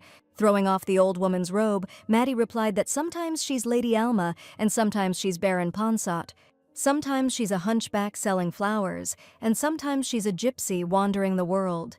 Julian still didn't get what any of that had to do with her scamming him as Lady Alma. The girl explained that she was showing him she could be anyone, because she wasn't just Maddie, she was a top-tier con artist. If Julian wanted, she could help make it so Astrid lives his life as a completely different person, somewhere nobody knows him, as a con artist just like her. And while Maddie can't go into the specifics, she can erase a person's identity flawlessly. Covering her face with a mask, the heroine asked the Duke if he'd trust her with this, because she could give the boy any identity he wanted. She could make him the son of a merchant or an aristocrat, or send him abroad and raise him as a girl until his safety is guaranteed. Maddie promised Astrid a peaceful life, one free from the dirty games of aristocratic warmongers. The Duke cut her off, asking if she staged this whole thing just so he'd let her take the boy. She replied that he probably wouldn't have taken her word for it. To be convincing, she needed to show what she could do. When Ulikian first heard that Maddie had found his nephew, he was floored. It pissed him off that the one person he trusted, the one he considered a friend, was trying to use Astrid as a pawn. The Duke was genuinely grateful to Maddie for saving his nephew, and even though her way of expressing herself is kinda weird, Ulikian hoped that, for the duration of their contract, she'd see him as a partner. He was going to tell her everything about why no one knew about Astrid, why he couldn't speak, and what happened to his parents. But it turned out that the boy was just another way for Maddie to make a buck. Now it was obvious to Ulikian that everything he'd seen before was just an act. What an idiot he was to even worry about that girl even for a second. When the Duke asked if Maddie wanted to know why Astrid wasn't talking, she said she didn't need that information. Julian was pissed that she said she'd already looked into it, so he didn't need to bother explaining. Gritting his teeth, he asked Maddie if she'd lost her mind, considering they almost lost Astrid, and now she wants to send him away somewhere. From now on, Julian was going to take the boy and raise him, not hiding him from anyone. And since he never asked Maddie to be Astrid's mom, she shouldn't be thinking about how to pawn him off like he was some piece of merchandise. After hearing that speech, the heroine applauded Julian, making him turn around in confusion. Smiling, the girl declared that it was exactly the answer she was expecting from him. She said that actually she wanted to live with Astrid too, but when the girl offered him a high five, Julian just stared at her in silence. Maddie said he's on the right track, 'cause running from your problems ain't always the answer. The Duke asked if the girl was just testing him. She laughed and confirmed it, saying Ulikian looked lost and unsure, so she figured she'd help him figure out his true feelings. The Duke thought if Maddie really investigated, she'd know what Astrid means to him. He felt it was messed up to mess with someone using a kid's life, like putting on a whole show just to test his feelings. He asked her if she'd ever tried just having a normal conversation. Why couldn't Maddie just ask him how he planned to raise his nephew and what's gonna happen to him? Does she only get off on pushing people to the edge and grilling them like she's got a gun to their head? But Maddie's point is, people only get real when they're staring down the barrel. Ulikian chuckled, replying that she still doesn't trust him at all. The heroine didn't see anything wrong with it, since he doesn't trust her either, and this is the safest way. Seriously, Maddie had told him more than once that she doesn't trust anyone. Still, he thought they were getting a little closer. Actually, he even thought that even after their contract ended, they'd stay together, just in a different way. So Ulikian realized that no matter what he said to Maddie, she wouldn't get it. In this contract-based relationship, he was the only one mixing emotions into it. The Duke asked the girl what she brought him here for. Why lie about introducing him to Lady Almi instead of just asking about Astrid? Was this a test of how terrible Ulikian's intuition is, or was she afraid he'd throw her in the slammer if things went south? Chuckling, the Duke admitted that he fell for it, hook, line, and sinker. Even if he bumped into Maddie on the street after all this is over, he probably wouldn't even recognize her and just walk right past. Like nothing ever happened, which is why they should just stop things now. Julian knew he couldn't separate the personal from the professional, and that really bugged him. He said Maddie double-checks every little thing, and that's a seriously reassuring quality in a partner. As he left the room, the Duke apologized one last time for bothering her for no reason before. Maddie tried to stop him, but Julian said he was tired and wanted to rest if they were done with this conversation. She rushed after him and grabbed the Duke's sleeve, but when he coldly asked why she was doing that, she couldn't think of anything to say. Trying to shake her off, Julian said he was leaving since she had nothing to say, and Maddie replied that she had other intentions. In response, the Duke told her to do whatever she wanted, and from now on, he'd just follow her lead in how she handled things. But she grabbed his wrist so hard that he almost fell down the stairs. Head down, the girl begged Julian not to look at her like that. Then, with tears in her eyes, she pleaded with him not to leave. Holding onto his hand, Maddie confessed she just wanted to show him what she was really good at. Just like he said, she really can change her appearance and voice whenever she wants, and maybe if she warns him beforehand. But the girl couldn't finish her sentence because Julian was dead set on not letting her fool him again. With a sharp movement, he yanked himself free from the con artist's clinging hands. The Duke asked if she had fun making a fool out of him over and over, and since he now understood how good she was at it, he suggested she cut it out. Suddenly, Maddie grabbed Julian hard by the collar and yanked him close, ripping his shirt. The girl whispered to him that if she ever showed him her true potential, even if she disappeared one day, he'd still believe she was out there somewhere. He'd look for her in every stranger, constantly think about her, and never forget her. A weird memory flashed through Maddie's mind again, and she said that he promised never to leave her and never to say she'd be better off alone. The Duke had no idea what she was babbling about, but it didn't seem like she was faking. He asked her if she recognized him and understood who was standing in front of her, but Maddie suddenly burst into tears and started begging Julian to forgive her. It was like she was looking at him with sincere, deep eyes and telling him not to give up. Julian pulled her close, reassuring her that everything was okay and she shouldn't cry. Standing before him was a version of Maddie he'd never seen before, completely unfamiliar to him. Suddenly her eyes rolled back and she passed out. Julian carefully sat down on the steps and cradled her in his lap. The man wondered, what if he really couldn't forget her? Maddie said she'd vanish when it was all over, but now she's saying he'll be searching for her in every face, hoping to meet her again. He confessed to the unconscious girl that he'd spend the rest of his life searching for her, hoping to see her again someday, because he could never forget her and go back to who he was before he met her. Julian tucked Maddie into bed and didn't leave her side. Finally, the heroine opened her eyes and looked around. The first thing she saw was Julian's chest, wide open. The girl immediately jumped up and, in her usual way, started teasing the Duke, who jumped back in surprise. Maddie didn't remember how they'd gotten to the top floor or where Knox had gone. Julian explained that the guy was in the next room with Astrid. When Knox saw the state the Duke and Maddie were in when they came upstairs, he was outraged by what they were doing in front of a child. A flustered Julian tried to explain to him that he had it all wrong. Now that Maddie was back to her old self, the Duke was worried that she was acting like she didn't understand anything. He needed her to spell out exactly what she was after. Even though Maddie didn't even remember passing out, Julian reminded her she'd begged him not to forget her, even if she vanished. Looking at her surprised face, the Duke couldn't tell anymore if she really remembered nothing, and what was real or not. Maddie confessed she honestly didn't know what he was talking about, and anything she said must have been delirious ramblings. She jumped out of bed, adding that longing for her ex made it all the more believable. Julian stood up after her, declaring he could fake passion too, since she'd already taught him how. Gripping her shoulders, he called her Lady Alma and demanded to know where Maddie had gone. According to the Duke, he doesn't think he can love anyone else, and he still hasn't confessed what she means to him. He needed to know where Maddie was so he could tell her that, because she promised she wouldn't die. The heroine stared intently at Julian. Then, turning away, she said that Maddie might have faked her own death and run off because the Duke was still so hung up on her. Speaking for Lady Alma, the girl advised Ulikian to find someone else. The Duke smirked and replied that in that case he'd just get her hooked again, since he's so damn good at it. Maddie froze, for a moment thinking he was being completely serious. But then she laughed, praised his acting skills, and told him to cut it out. According to Maddie, she almost fell for it, because Ulikian is so hot when he takes his clothes off and tries to seduce her. Remembering the look on her face when she told him to find someone else, the Duke thought that maybe she had feelings too. Maybe she just hadn't realized it yet. Catching himself thinking that, Ulikian wondered why, after she'd played him for a fool so many times, he was still holding out hope. Suddenly he asked if Knox kept any booze at the house and suggested that Maddie have a drink with him. So, after a while, our girl was lugging Julian's plastered butt around on her back. She never imagined he was such a lightweight.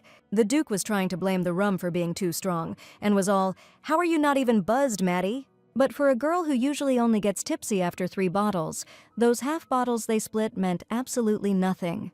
Julian was geeking out over Maddie's superhuman abilities, still blown away she could carry him so easily. He was peppering her with questions, like why she wasn't sweating, why she was holding him by the thighs, and what would happen if someone saw them. Maddie got sick of his questions and told him to quit squirming, or they'd both eat dirt. Spotting a cart on the road, she announced she was gonna haul Julian without even touching him. And with that, she yeeted the Duke's drunk self right onto a pile of apples. Normally, when someone got that wasted, Maddie would just ditch him, but she couldn't do that to Julian, so she told him to sleep it off while she carted him home.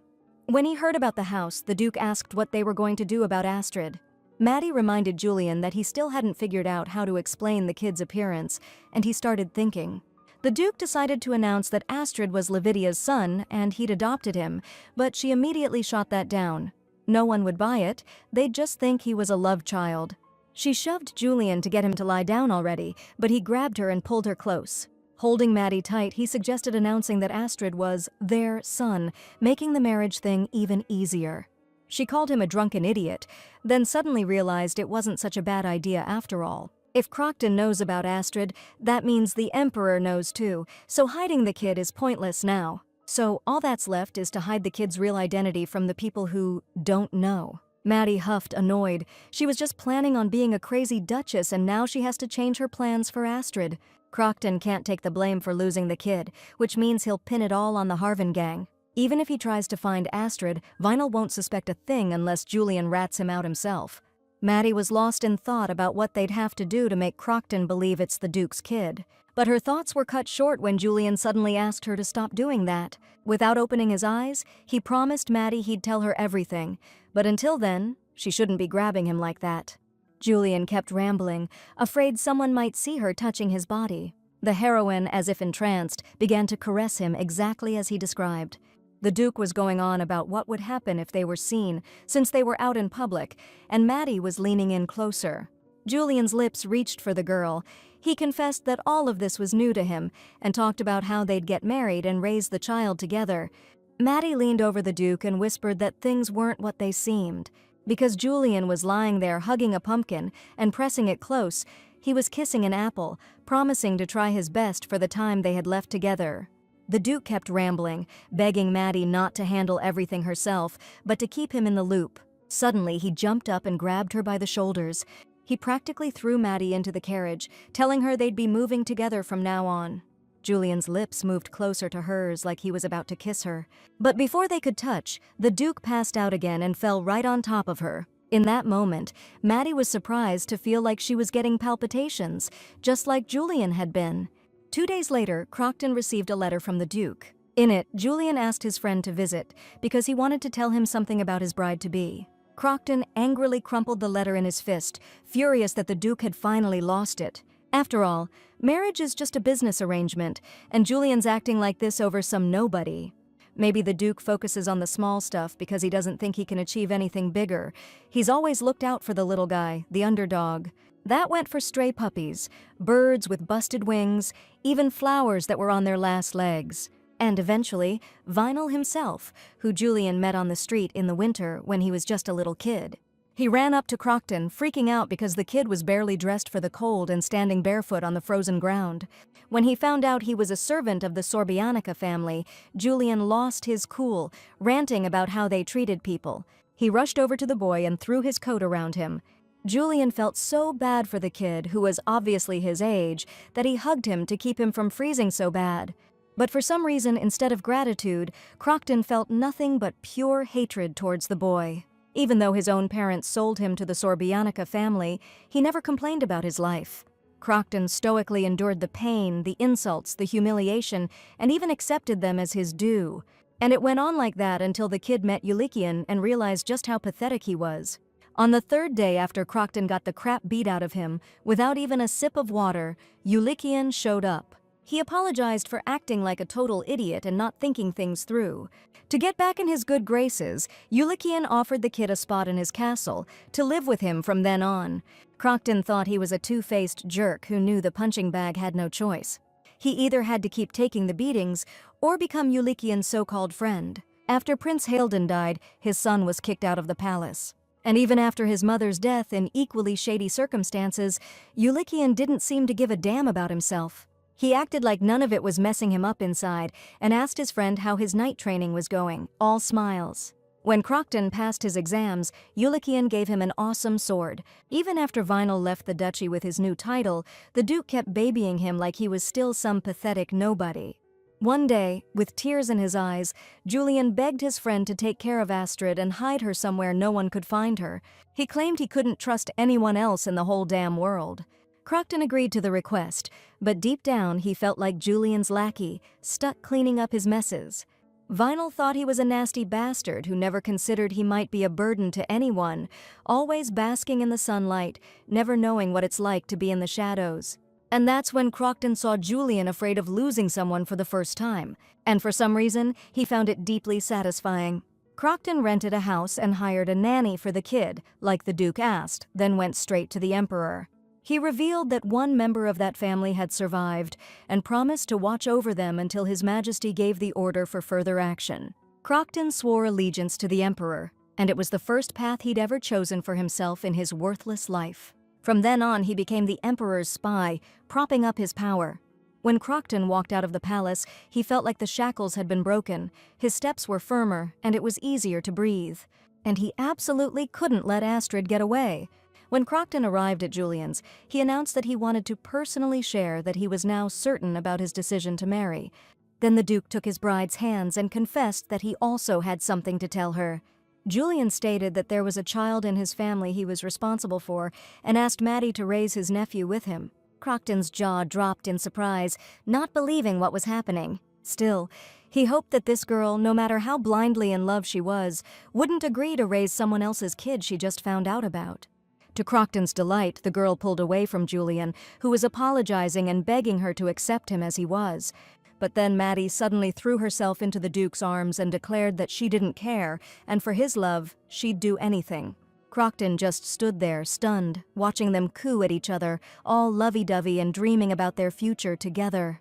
Not holding back, he asked Julian straight up what Astrid meant to him. He started yelling at the Duke, pissed that he'd spill such a huge secret to someone so shady.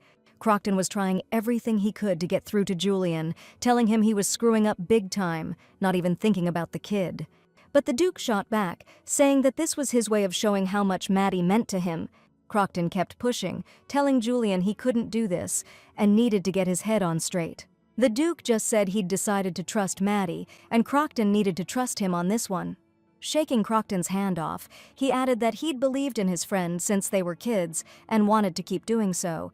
But he needed Crockton to meet him halfway, 'cause friendship can't be a one-way street. And if Crockton couldn't get on board with him and Maddie, he needed to be straight with him about it. From now on, their paths must never cross again.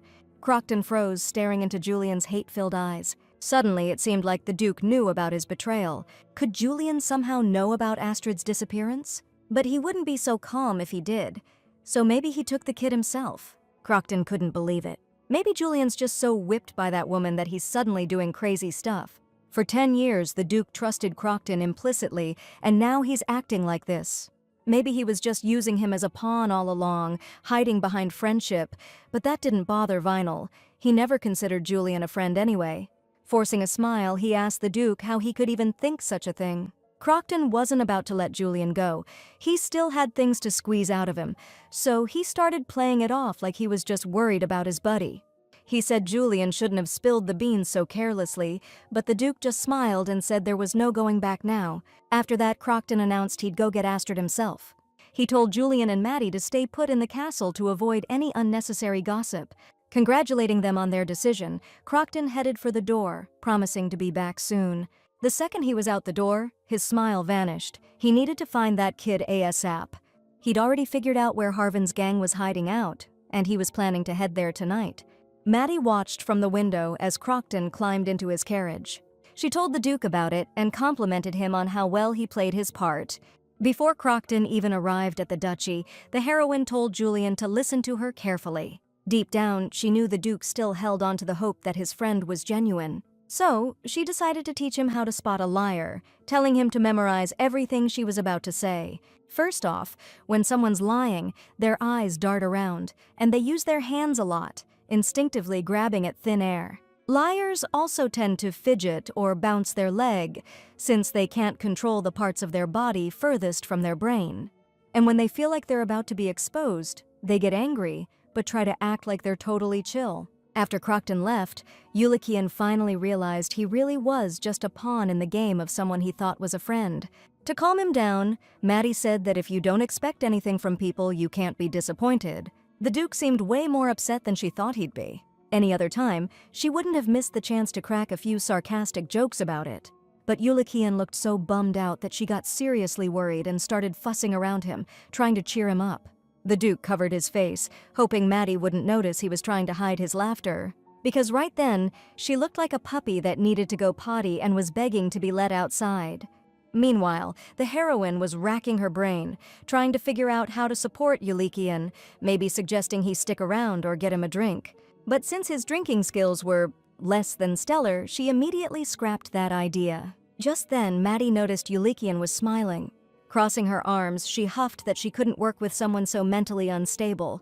The Duke pointed out he could say the same about her and asked if she was seriously going to offer to stay by his side. Promising her with a grin that he wouldn't get all weepy, he just asked her to stay with him tonight. When asked if he was really that upset, the Duke pulled out all the stops, putting on a real show of how awful he felt. Maddie agreed, and he, still hiding his face from her, thanked her for it. He suggested she change into something more comfortable, and they agreed Julian would leave once she was asleep. After agreeing to meet for dinner, Maddie left the room. The Duke kept waving to her until the sound of her footsteps faded away in the hallway. Once he was sure she was gone, he threw on his cloak and grabbed the rope he'd prepared. Now all that was left was to wait for the signal. Maddie knew how to leave the duchy without being noticed, and today, Crocton wasn't the only one Julian had to deceive. He'd recently received a note saying that 10 days had already passed. The only one who could have written that was Knox. And to save both himself and Knox, the Duke had to make sure Maddie didn't find out about his trip. The heroine felt something was up and decided to head back to the room where she'd left Julian. But just as she was about to open the door, Riley's voice came from behind. The girl asked Maddie to give her a hand opening the door, since her arms were loaded down with a mountain of stuff. According to Riley, she thought the mistress didn't have enough outfits, so she went to the dressmaker and brought back more. The heroine glanced at the door where the Duke was and asked why the maid had suddenly made such a decision, but Riley kept hurrying her, insisting they needed to pick out the right outfits and send the extras back. The maid asked Maddie to help her haul in some heavy jewelry, and hearing about the jewelry, the heroine instantly forgot about the door. Watching them go, the Duke figured some of that bling was definitely getting swiped, and he'd have to be ready to cover it at the shop. He was once again convinced that asking Philip for help to sneak out of the house was a brilliant move.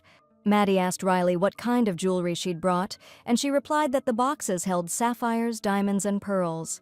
The Duke was about to bail out the window when he overheard the maid asking Maddie if she'd trade Julian for jewels.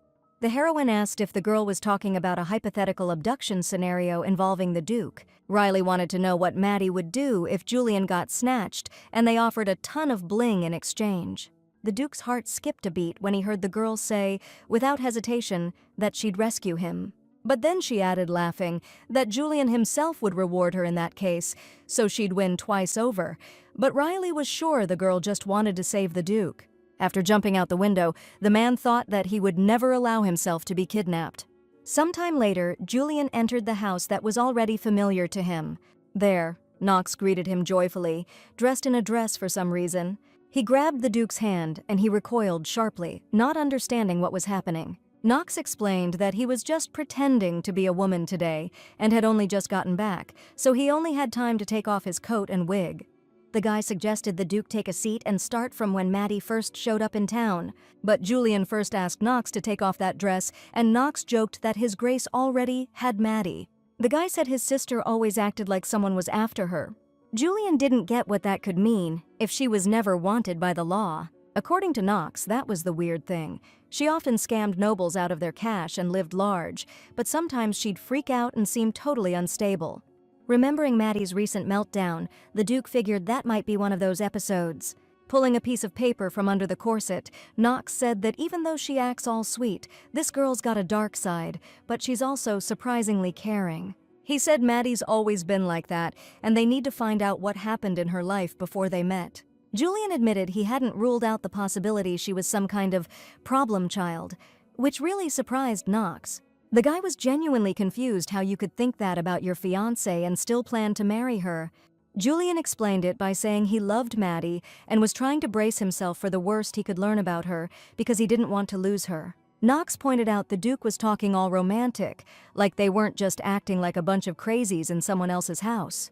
The guy said he'd been watching Maddie for 2 or 3 years, back when she was living on the streets. She was hanging out in port and market towns. Before that, Maddie worked on a farm. Julian asked Knox if he was sure she was just working there and not, maybe lifting some livestock or something. But according to the guy, Maddie actually did work there, believe it or not, and even though it was over 10 years ago, they still remember her. They all described her as a unique kid who worked hard, never said a word, and lived in a storage shed. Julian had a hard time picturing her quietly working on a farm. Knox figured Maddie might even have crossed the border at some point. When asked how he figured it out, the kid said he was just as surprised by his own imagination. Then he showed Julian another piece of paper he'd stashed away in his socks. Seeing that, the Duke called Knox a nut job, but he claimed Maddie taught him to do it. Julian replied that Maddie was a nut job herself, and nobody could argue with that. Knox handed the Duke an article clipped from a 20-year-old newspaper. As the man unfolded the paper, Knox asked if Julian recognized anyone in it. The article said that access through the forest preserve near the Iceland border was now closed. The photo showed people in cloaks, and among them stood a girl whose green eyes were unmistakable. Meanwhile, the maids were helping Maddie try on new outfits and jewelry. Suddenly, Philip knocked on the door, apologizing for interrupting the ladies. He walked up to the girl and handed her a letter that had arrived addressed to her. The more the Duke looked at the photo from the article, the less doubt he had that it was Maddie. Apparently, the girl lived in a border region, and when the forest was turned into a reserve, they were kicked out. Julian asked Knox if he'd found out what she'd been up to between that incident and working on the farm, but he replied that no matter how much he searched, he couldn't find out anything. Noticing the disappointment on the Duke's face, Knox hurried to assure him that he was the best at this, and he'd never had any problems before. But Maddie was different, and even getting this newspaper clipping was a real struggle. It's like the girl without a past just fell out of the sky, so Knox decided to look for missing children ads, and that's how he stumbled across the article while digging through newspapers. The Duke kept staring at the photo, and suddenly he noticed something amazing. The boy who was standing next to little Maddie, looking at her with a smile. That was the same guy they ran into near the Imperial Palace, the one who called her by a different name. Maddie said she doesn't remember anything that happened to her before she turned 16. If that's true, then maybe that guy really did know her since she was a kid, which means that dude knows everything about her past. Maybe he knows where she picked up her unconventional skills and why she has trouble connecting with people. Julian tasked Knox with finding another person for him. He recently visited the Imperial Palace, name unknown, but he's got black hair and red eyes, and he was wearing a black uniform given to him by the Emperor. Knox realized he was talking about the guy who was talking to Maddie that day. She told him about a guy like a black snake with red eyes and asked if he knew him too. Based on that, Julian was convinced Maddie really didn't know the guy, which made the theory about him knowing her past even more believable. So then Knox announced that since he didn't know the guy, he launched an investigation. According to the guest list from the Imperial Ball, there was only one person who fit the description: Lambda, the eldest son of the Bartolo family. The weird thing was, the guy looked nothing like his sister, the one who was sent to the Duke as a partner. But clearly, whoever knew about Maddie's past was way closer than we thought. They say 29-year-old Lambda could be the next captain of the Imperial Guard, the youngest ever. Still, Knox couldn't find any connection between him and Maddie. According to the guy, he also couldn't dig up anything about Lambda's life before he went to study in Iceland. Hearing this, the Duke said that Knox had done an amazing job and that this information was more than enough. The guy couldn't hide his excitement that someone finally appreciated his work so highly, and he rushed in to hug his future brother-in-law. Finally getting out of the hug, Julian decided to summarize everything they'd managed to uncover. Looks like Maddie only remembers the last 10 years, but she could be faking it. Knox doubted it, though. If someone's all there, that'd be a tough act to keep up. The guy suggested the Duke read the notes he took at that farm. They told him how they once thought a wild boar broke into the warehouse, smashing the door, but it was just a little girl. She was eating potatoes and corn, acting like a wild animal. At first, they couldn't even tell if she was human. The girl never said how old she was. They brought her inside, cleaned her up, and tried to feed her, but she didn't know how to sit at a table or use silverware. She worked hard, but always stole food, even though they fed her well, so they had to let her go. She left without a word, only once calling out her name, Maddie, to the farmer's wife. Knox figured that was laying it on a bit thick for a simple con. Just then, there was a knock. The guy and the Duke stared at the door, startled. Julian asked Knox if he'd locked the door, while the guy frantically tore his notebook to shreds. He tossed the ripped pages into the fire to destroy the evidence and told the Duke to chill out. Meanwhile, Maddie had already busted part of the door open and asked with a smile if her darling was in there. Bursting into the room, she wanted to know what those two were doing alone in their office. The Duke tried to come up with excuses, but Maddie already had him pinned against the wall, reminding him that he was supposed to be spending the night with her. Julian claimed he just popped in, but she wasn't buying it and demanded he admit he was looking for her here. Suddenly, the Duke remembered how Maddie had taught him to lie convincingly. She said you had to believe your own words, and then everyone else would believe you too. And then, while Maddie was picking up Knox, who'd passed out from fright, Julian declared that he really had come there for her. He wanted to know more about her, and since Knox was the only one who knew everything about her, he decided to pump him for info. The Duke took Maddie's hand and brought up what she'd said about his parents not liking her. He said she might seem like a bad egg on the outside, but she's actually a sweetheart, and he wanted to get to know her better. Before the wedding, he was gonna head to the cemetery and tell his parents all about his bride, 'cause he wanted them to love her too. Shaking off Julian's hand, she asked him what kind of dirt Knox had dug up. The Duke said he found out Maddie's got a thing for cash, can hold her liquor like a champ, and has a bit of a mean streak. Ruffling his orange hair, she told him he's a natural-born detective, second to none. Julian breathed a sigh of relief, realizing he'd managed to pull the wool over Maddie's eyes. Then he announced he'd decided to tell his parents the woman he's marrying is a real piece of work, but nobody's ever treated him with more kindness, and he's totally into it. Maddie was so touched, she covered her mouth with her hand. Julian asked her what she was doing there herself. In his head, he was freaking out, wondering if Philip ratted him out, or if Maddie spotted the rope. But then, the heroine handed him a letter, saying that's why she came to see him. The envelope, addressed to Maddie, was made of thick, expensive paper and tied with gold thread. She thought it might be an invitation, but she didn't know who it was from, and she'd never seen a seal like that before. Julian made out the image of a flower on the seal, but he didn't know any family with that crest. Maddie admitted she didn't know what it said inside because she decided to open the letter with him. That surprised the Duke, since she usually ripped open envelopes herself to check the contents. The heroine still vividly remembered Julian offering to go down this road together that night in the wagon. She tried to remind him of those words, how he wanted to share the journey, asked her not to shoulder everything herself, and solve problems together. The Duke didn't remember any of that, and didn't understand why Maddie was suddenly talking like she was embarrassed. He figured she was acting like this because of Knox, who was unconscious, but could wake up any second. Figuring Maddie was just never going to drop the act, he smiled and suggested they open the envelope together then. Glancing at him, she said with disgust, "Don't make that face while you're working, okay?" Not getting what was wrong, Yulikian figured it might be another one of her tests, seeing how serious he was. So he walked up to her and asked her not to be so cold, 'cause usually noble marriages are just business, but they're marrying for love. Looking Maddie in the eyes, Yulikian said he loved her, and she just gaped at him, totally surprised. She told him to cut the crap, not understanding what was up with him and guessing he was sick or something. But the Duke told Maddie to keep it down, so they didn't wake up Knox. Admitting she got the wrong idea, she suggested they get back to the letter. The note was short, saying to come to the Buds Temple at 7 p.m. alone. Yulikian ripped up the letter and said it all seemed super sketchy and Maddie shouldn't go. But the heroine figured some noble was just trying to test if her relationship with the Duke was for real, so she decided she needed to go and put an end to it. But Yulikian didn't want to let the girl go, worried she'd be threatened or someone would try to mess with her. Grabbing the heroine by the shoulders, he stated firmly that she wouldn't get hurt. Maddie smiled and called him a scaredy cat. But the Duke didn't see anything cowardly about it, 'cause even the strongest guy always has someone stronger out there. Tilting his head, Yulikian confessed he didn't want to see anyone else die because of him, but he instantly realized that sounded like he only didn't want her to die out of guilt.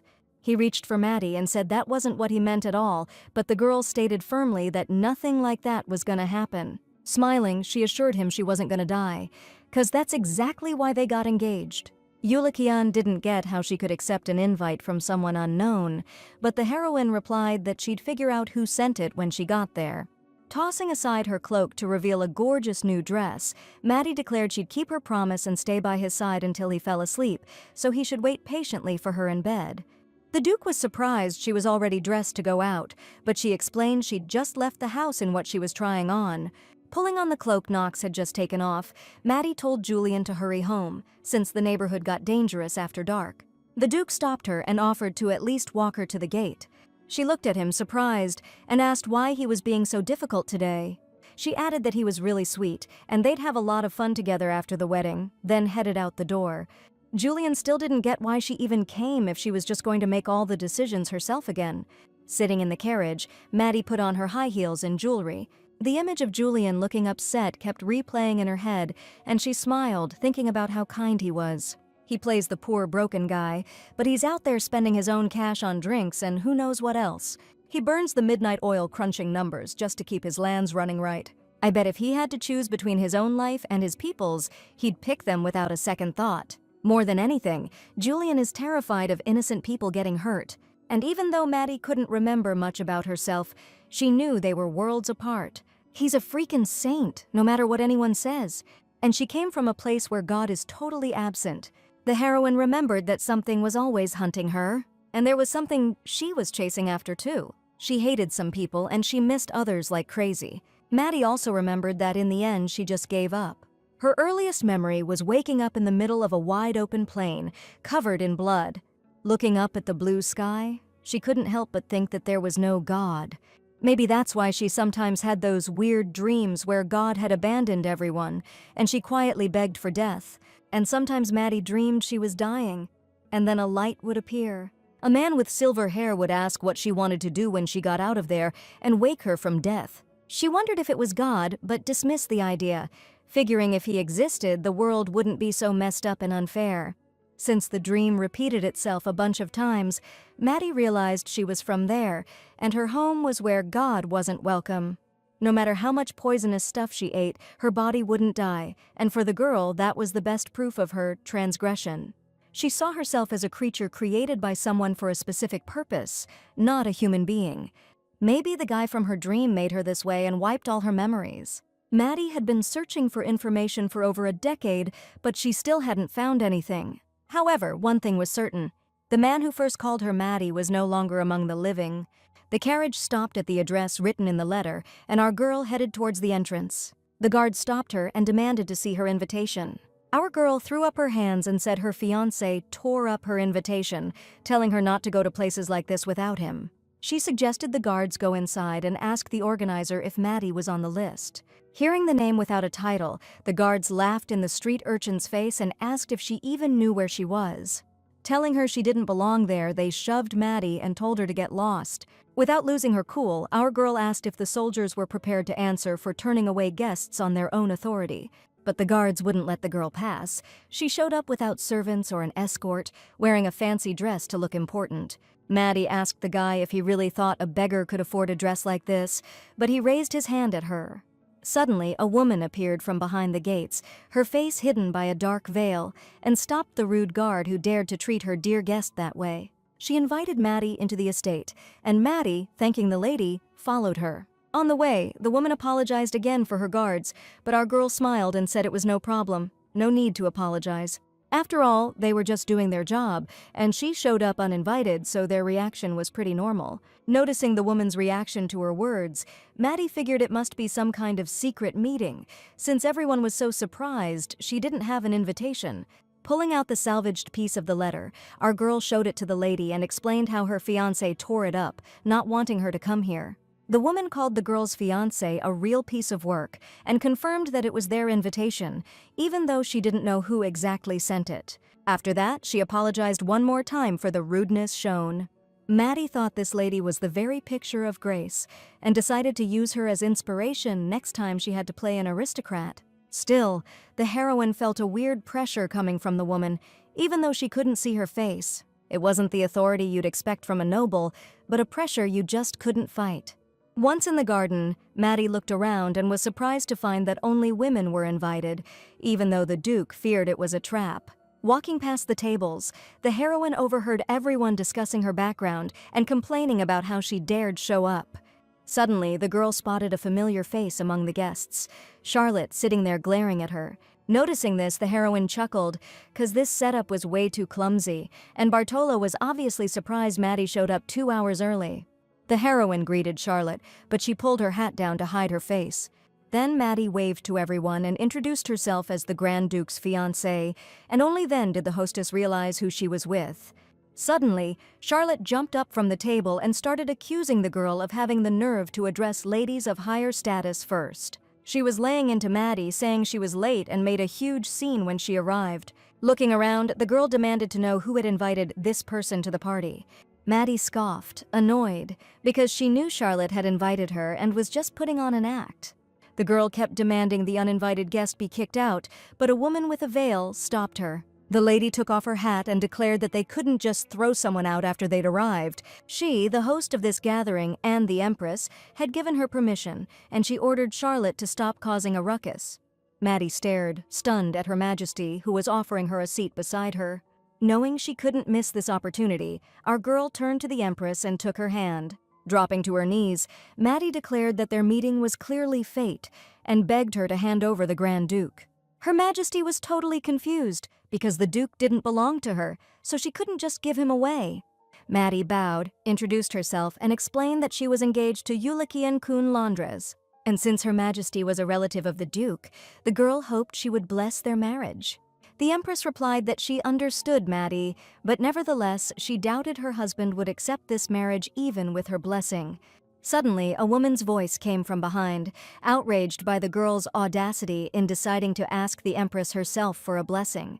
Covering her face with a fan, the woman declared that it was unclear what this little schemer was hoping for, but Her Majesty wouldn't be involved. Noticing the ring on the aristocrat's finger, Maddie recognized her as Viscountess Beria.